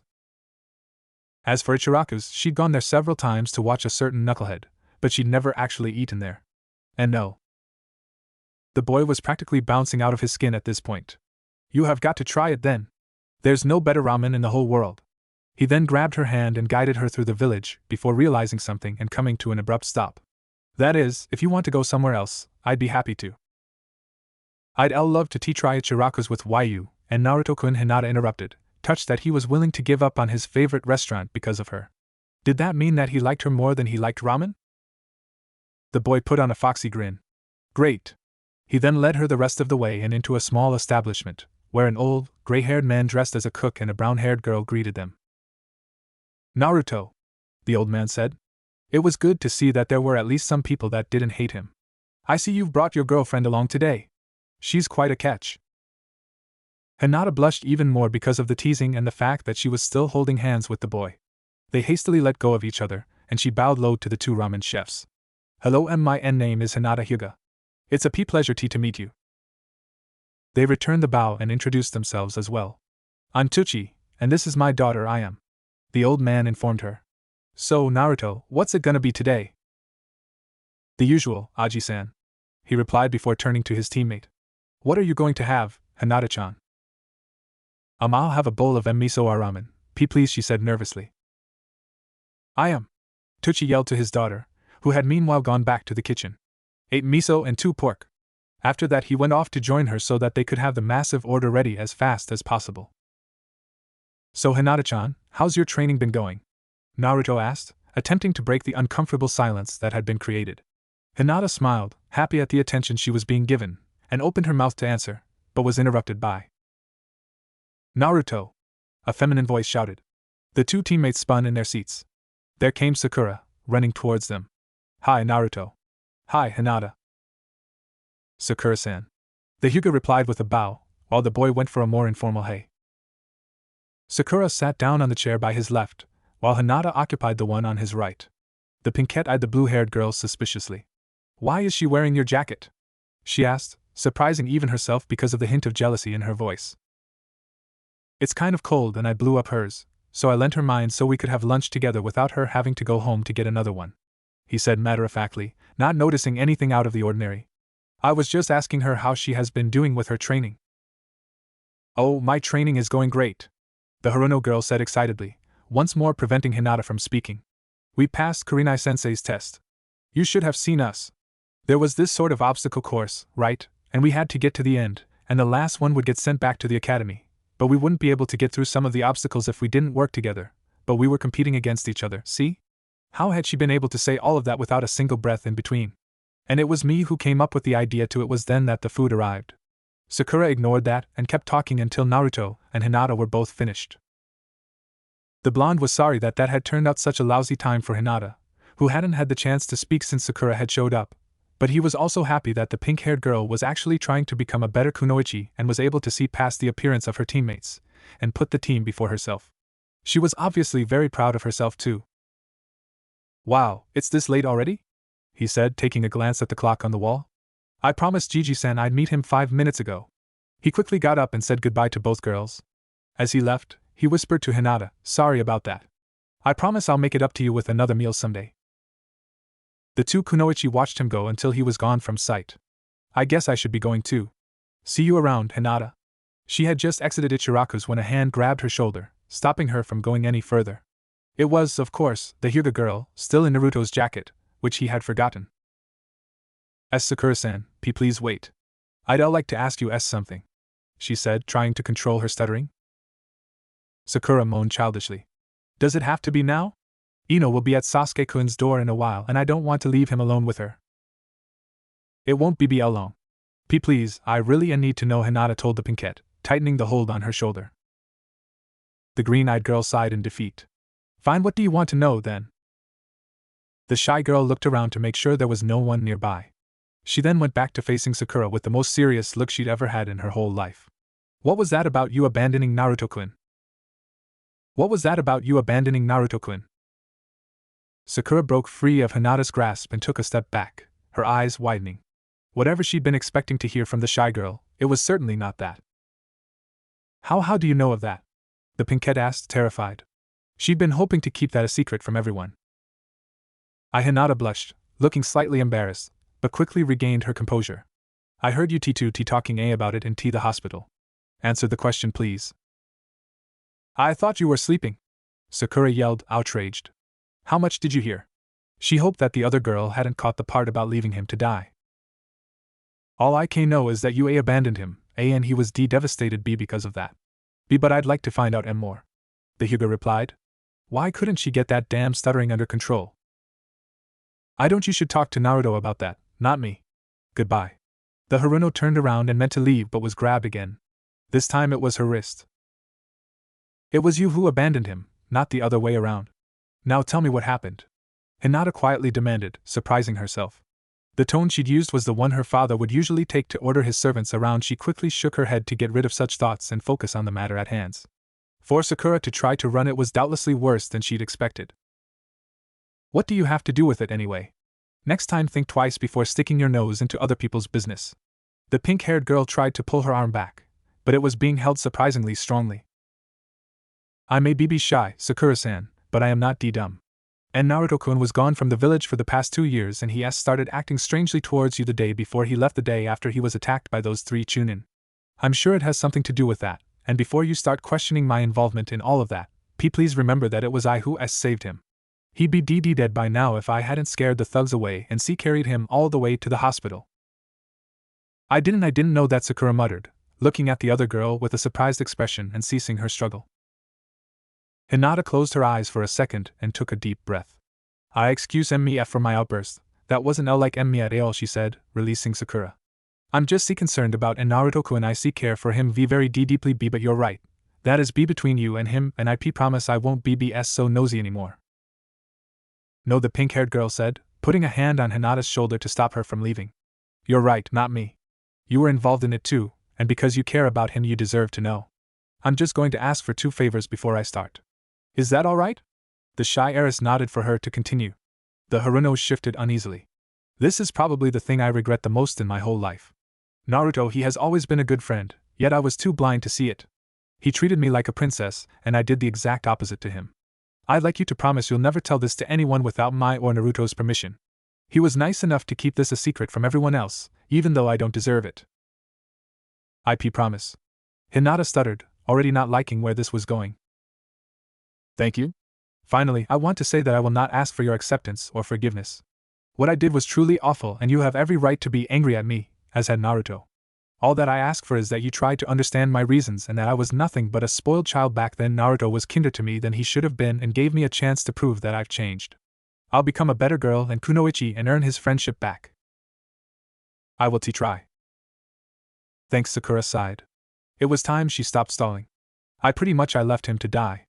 Ignoring the utterly shocked look on Hinata's face, she forced herself to proceed, to relive for the second time the memories she'd been trying to suppress for the last 2 years. He followed me and Sasuke-kun after class to ask me if I wanted him to walk me home when those 3 shinobi showed up. They were about to hurt him when Sasuke-kun jumped in, but one of them kicked him in the chest and knocked him out. He started coughing out all this blood. Then they started beating up Naruto, and there was even more blood everywhere, and he asked me to help him, and then I didn't. I panicked, grabbed Sasuke-kun and took him to the hospital, and left Naruto by himself. When I left the hospital after dropping Sasuke-kun off, I was afraid they'd come after me and my family if I talked to an adult, so I just abandoned Naruto, tried to forget he ever existed, but then he showed up the next day, and I guess you know the rest. She had been facing the ground that whole time and finally took a glance at Hinata, who seemed to be deep in thought. Then again, her vision was kind of blurry because of the tears on her eyes. Sakura-san, Hinata mumbled, her head bowed down so that the other girl couldn't read her face completely. I know, I'm a coward. I was horrible to him when we were younger, when all he wanted was some of my attention since he gave all of his to me, and then I go and do something like this. I don't deserve his forgiveness, or yours, but I'll try my hardest to make sure he'll never regret it. Sakura yelled. I know how much you care about him, and although it's not worth much, I'm sorry. I understand if you don't forgive me and if you want to hit me or something. As Sakura-san, if Naruto-kun can forgive you, so can I.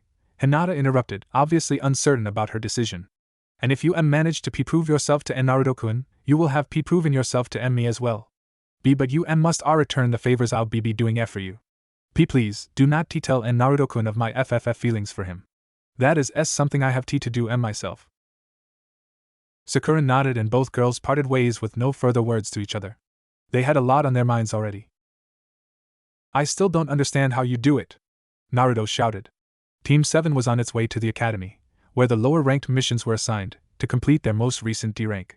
It was the 9th, maybe even 10th, time they had to capture every genin's worst enemy, Tora, the Fire Daimyo's wife's cat. They had beaten their previous record again, thanks to Hinata, who held the feline terror in her arms, petting it tenderly. I don't, the blonde insisted, watching one of the scratches he had sustained from trying to copy the Hyuga girl heal right before everyone's eyes. Sasuke looked surprised as well and tried to hide his own injuries.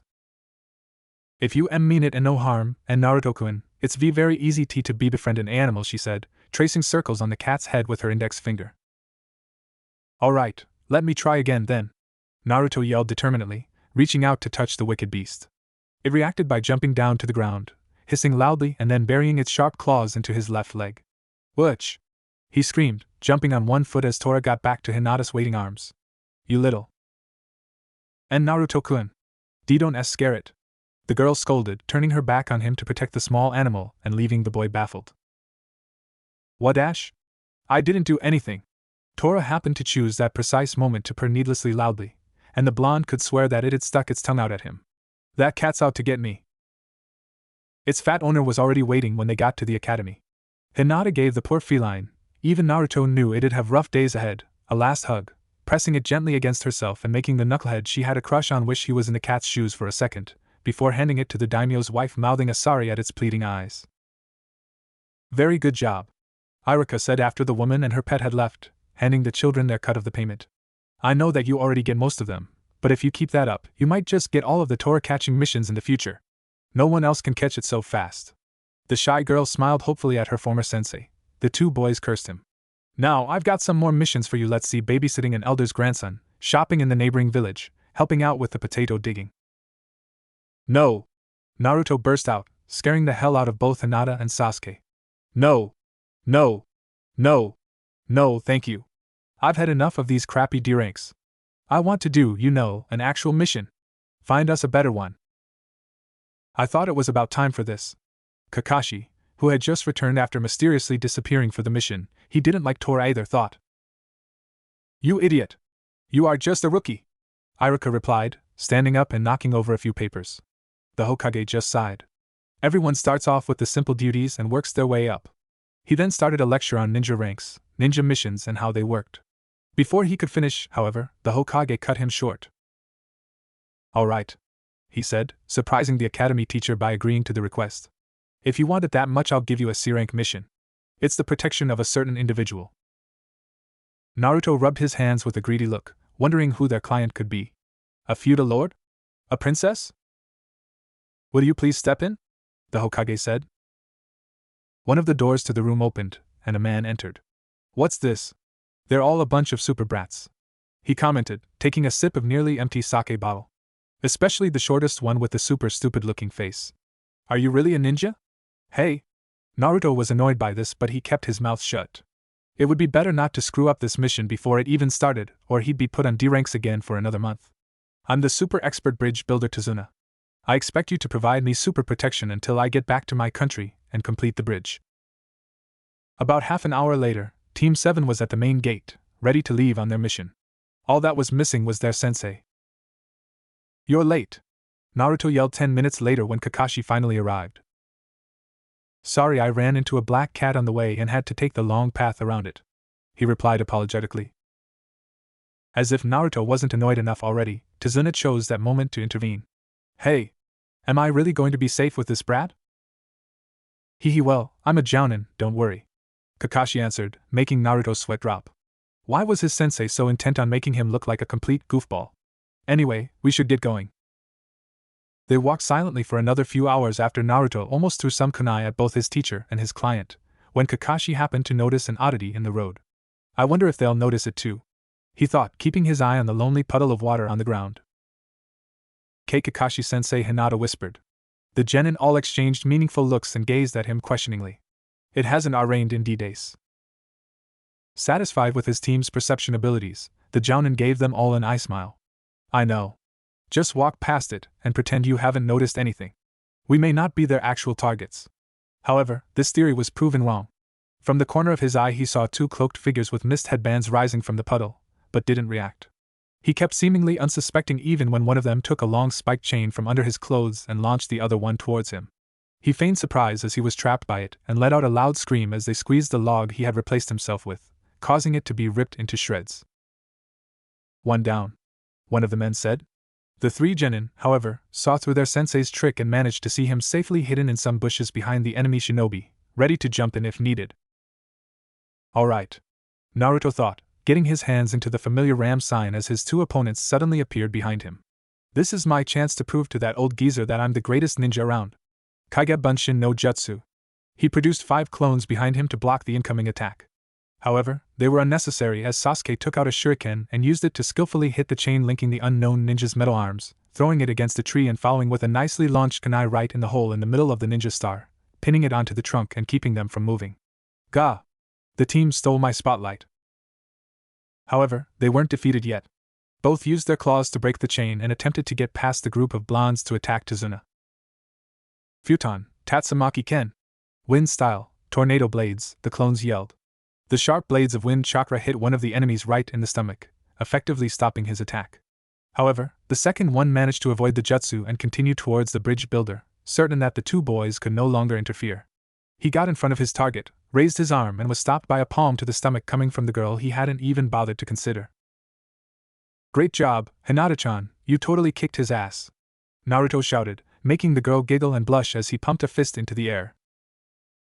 The last thing the Mist Nin felt before blacking out was the taste of blood in his mouth. Phew, we're saved, Tsuna thought with relief, as Kakashi joined the group and tied the two Mist Ninja to a tree. I've got to hand it to you kids, you're not half bad. Just as I thought. Kakashi put the bingo book back into his pocket.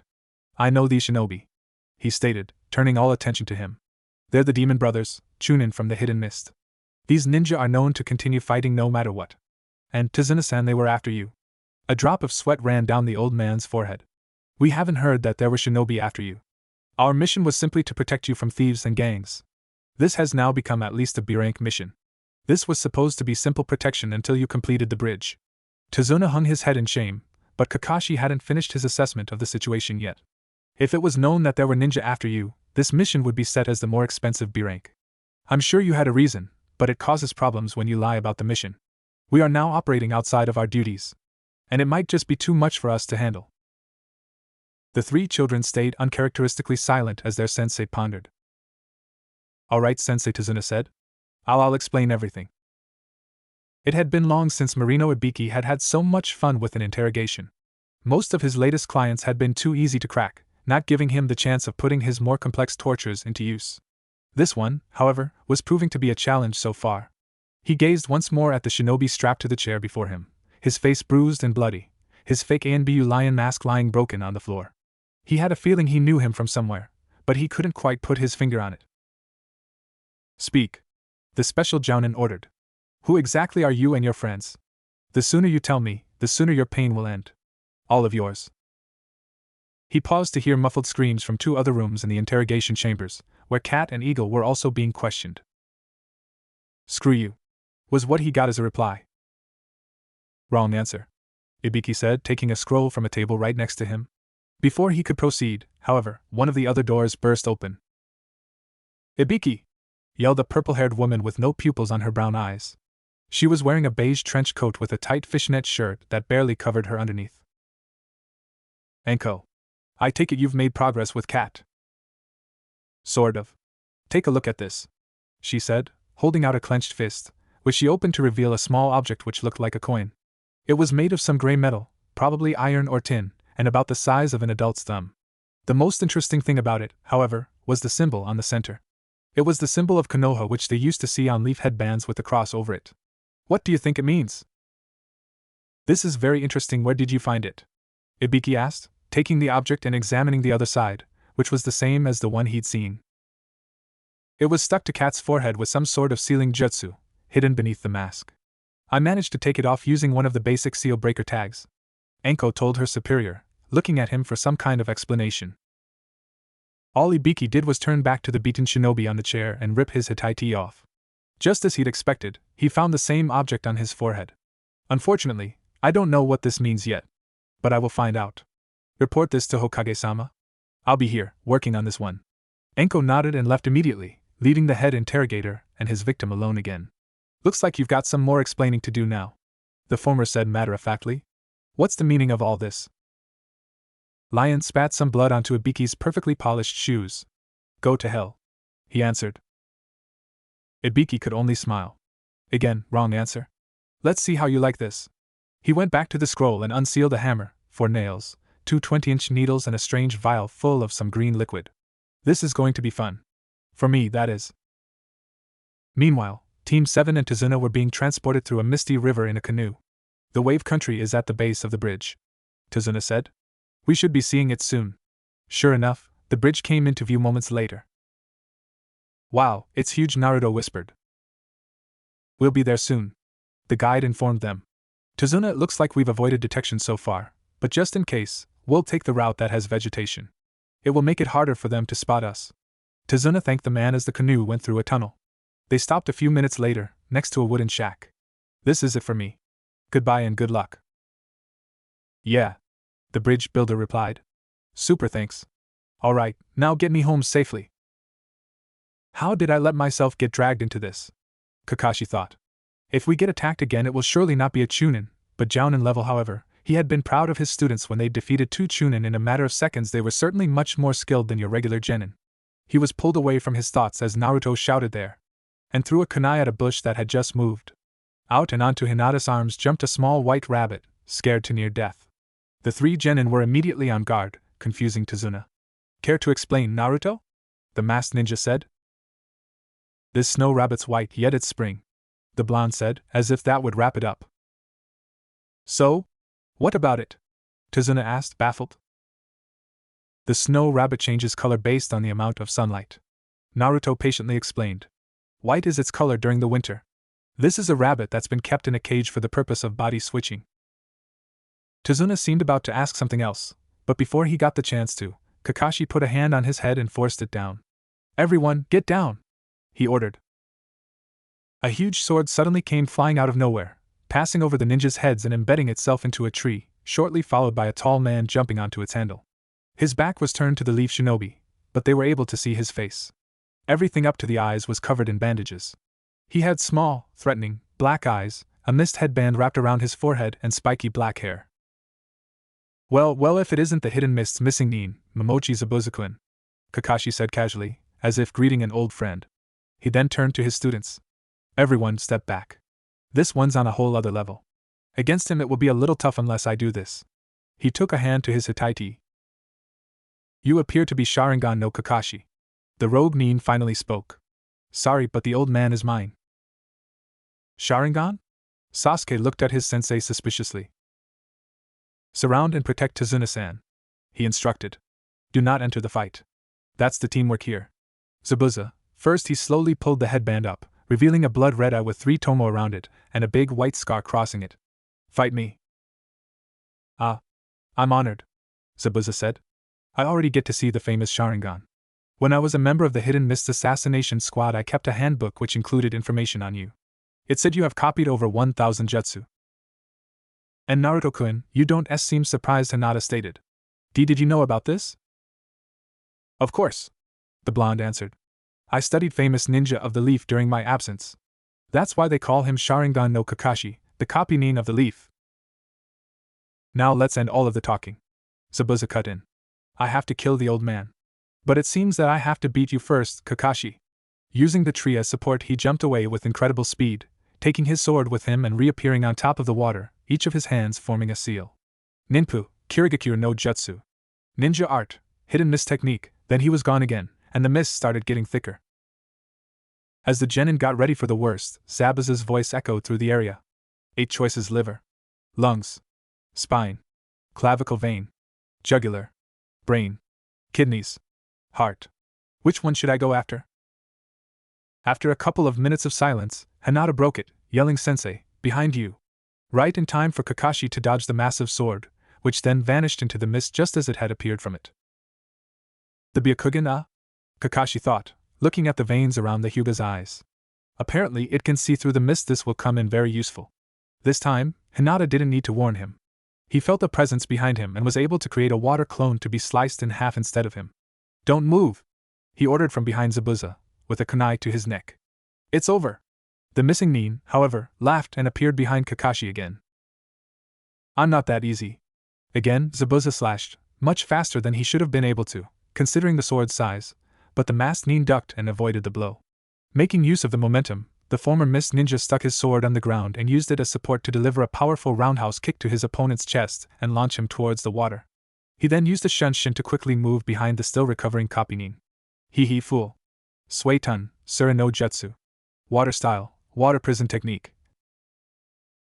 Crap, Kakashi thought. He had no time to react as the water around him rose and enveloped him in a sphere, trapping and slowly drowning him. What made it worse was the fact that the genin had gone back into fighting stances instead of running away. You idiots! He shouted. Run away! Zabuza's way out of your league. You have no chance of winning against him. I'm sorry, Kakashi-sensei, but we can't, Naruto replied. Remember what you told us. In the ninja world, those who break the rules are trash. Sasuke followed. But those who abandon their sea comrades are worse than trash. Hinata finished. At that moment, Kakashi couldn't help but to feel proud of his students, but that didn't last long. Pride wouldn't do them much if they ended up dead. Zabuza chuckled, amused by the foolishness of the genin who didn't even know who he was. Without giving the genin any time to react, he created a water clone that immediately charged against Sasuke.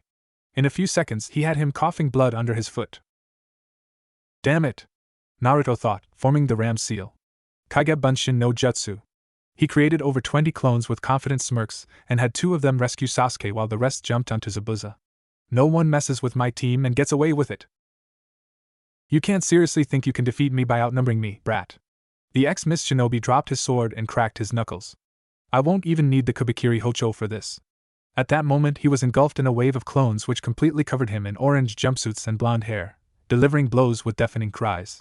For a moment, it seemed like they were actually winning, but all of a sudden their opponent broke free with enormous strength, sending all the bunch in flying. As they started hitting the ground and dispelling, one of them reached into his backpack. Catch this, Sasuke. He took out something black and threw it to his teammate before anyone had the chance to figure out what it was. Sasuke caught it with ease and showed it to everyone as he spoke. Demon Wind Shuriken Windmill of Shadows, he stated before launching it against the water clone. That won't work either, the real Zabuza informed them, but his eyes widened with surprise as the weapon turned in midair, going around his bunshin and towards him. So he was aiming for the real me all along. That's still not good enough, kid. He reached out with his unoccupied hand and grabbed the ninja star before it could harm him. Only then did he notice another one flying at him with deadly speed. Kage Shuriken? Shadow Shuriken, a second one hidden in the shadow of the first ha. Don't make me laugh, he mocked as he jumped over the projectile. As he thought he had avoided their attack, however, he heard a poof behind him and turned his head just in time to see Hinata instead of the Shuriken, with a kunai in each hand. The girl. But how just then, the Hinata next to Sasuke transformed into Naruto, as the real girl behind him threw her weapons. Zabuza had only one option. He twisted his left arm behind his back in a strange angle and used the Fuma Shuriken he was still holding to deflect the kunai that would have sunk into his flesh otherwise. But the genin weren't finished yet, and he caught sight of Sasuke moving his hands as if controlling an invisible puppet. He's got wires connected to his fingers.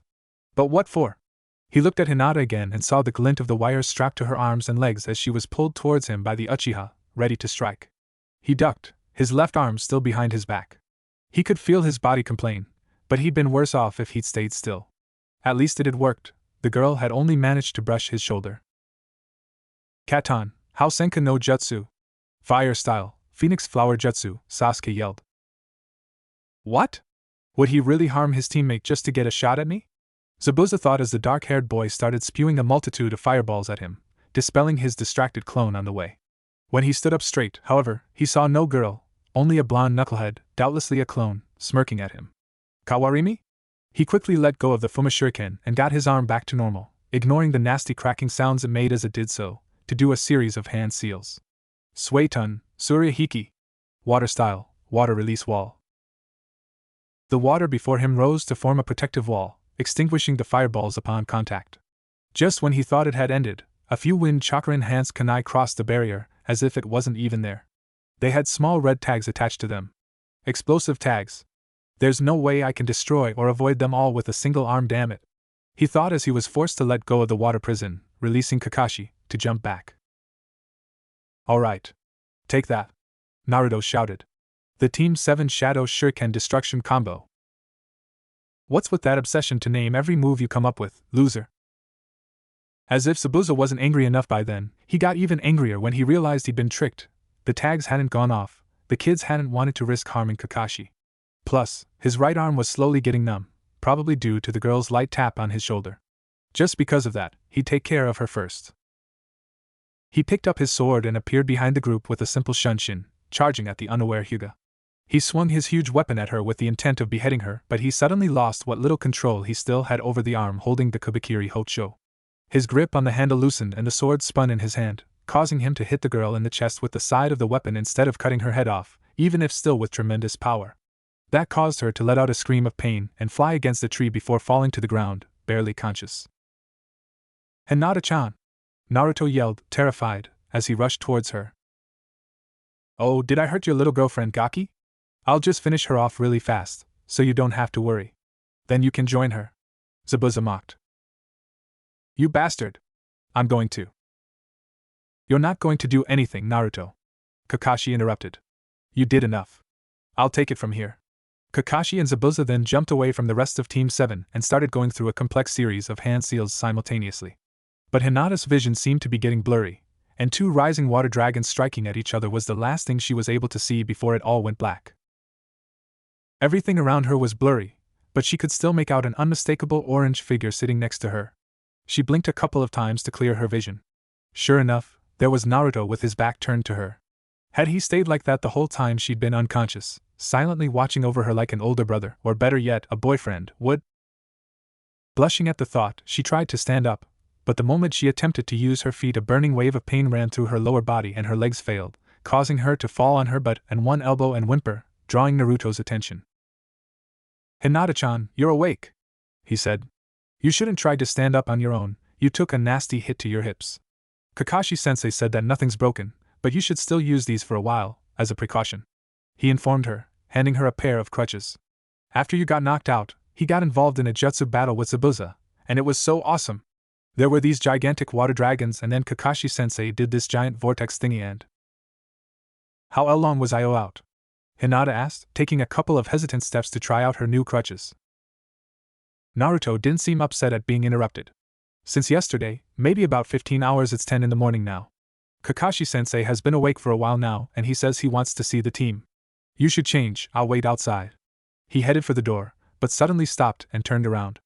Do you need help? Hinata turned red in the blink of an eye, but he only realized the implications of what he'd said a few seconds later and promptly added, even if maybe a little too late, I could call Tsunami-san. I think I see can do it on my own, and a Naruto-kun. Yeah, of course, what was I thinking? He quickly rushed out of the room, blushing a little himself. I have to admit that you're a tough one, Ibiki said, putting his beloved 20-inch needles away. But I'm tougher. And I've got all the time in the world. His captive looked up at him questioningly. Just think about it, in a few hours it'll be night, and me and the other interrogators will go home for some well-deserved rest. Not you and your friends, though. You'll most likely be unable to sleep because of the pain. Then, early in the morning, a medic will come over to see you. We don't want you dying too soon now, do we? After that, we'll start all over again, as many times as it takes until one of you breaks. Lion audibly gulped, but kept a defiant face. I'll never talk. Fine. You seem to be the leader of the group. Let's see how you like watching your subordinates suffer. Kashaka! Ibiki called, clapping twice. At once another man entered the room, carrying a barely conscious eagle on his shoulder and dropping him onto a chair next to his leader. Kashaka then proceeded to take a crimson scroll from the depths of his long black cloak and unseal its contents, about 2 dozen of snowy white simban on a metal pedestal. These simban were especially made to endure extremely high temperatures without melting or taking any damage at all. He explained. As if to exemplify, he performed a quick fire jutsu and spat fire onto the ninja needles for more than 2 minutes.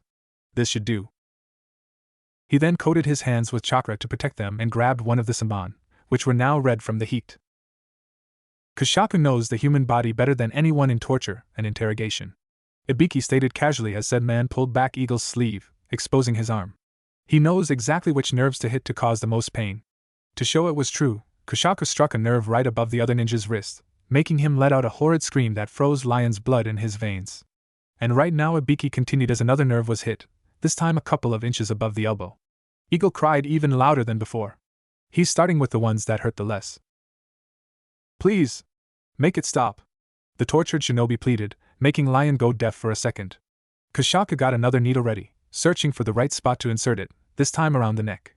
Eagle was livid with horror. At least his uncontrolled shivering was making it harder for his interrogator to proceed. Alright, that's enough. Stop! The rogue shinobi leader yelled, shooting his companion a doubtful look, to which he responded with a feeble nod. I'll tell you everything. Very well. Shinso! Ibiki called out. The kunoichi sent to replace Anko entered the room, dragging the last of the trio of criminals, Kat, who appeared to have just lost consciousness. I think I overdid it, she said. It doesn't matter. Lion here is willing to cooperate. The head interrogator signaled for her to drop Kat and approach. As for you, he said, turning to Lion, we expect you to tell us everything about you and your pals, as well as those strange tokens and the reason you attacked Uzumaki Naruto, a loyal ninja of the leaf. And remember. Shiso made a few hand seals and whispered Ninpu, Tamashii wa Henketsu. Ninja art, judgment of the soul. Thin wires erupted from the tips of her fingers and dug into Lion's skin, making him wince slightly in pain. I have connection. We'll know if you lie. Very well, my name is Iwero. Iwero Suma. Those two are Noya Osawa and Nihafumes. Lion, now known to be Iwero, said, indicating Eagle and Cat, respectively. Unbeknownst to the interrogators, he used his hands, tied behind his chair and out of sight, to go through an intricate sequence of hand signs. Those tokens, it's how we recognize each other. What do you mean? Kashaka asked. Who are each other exactly? We're all Iwero pretended to wince in pain. He needed enough time to complete the signs without compromising any vital information. They wouldn't be able to discover anything from only their names, he was sure of that. Sorry, I. We have time, Shinso said. Just tell us everything you know. Iwero nodded and took a few deep breaths. It's an organization, he said before shutting his eyes and closing his mouth tightly, mimicking a look of deep agony. Ibiki found that strange. What had happened to the tough guy he had interrogated earlier? He was suddenly so soft, so weak and vulnerable, wincing at the slightest touch, unable to speak an entire sentence without stopping, almost as if he was faking it, almost as if he was trying to buy some time. Behind the chair. He's preparing for a jutsu. The other interrogators paid little attention to the warning. We sealed his chakra. What harm can it do? He knows that. He wouldn't try something if it didn't do anything. Just stop him, Ibiki commanded. Ha!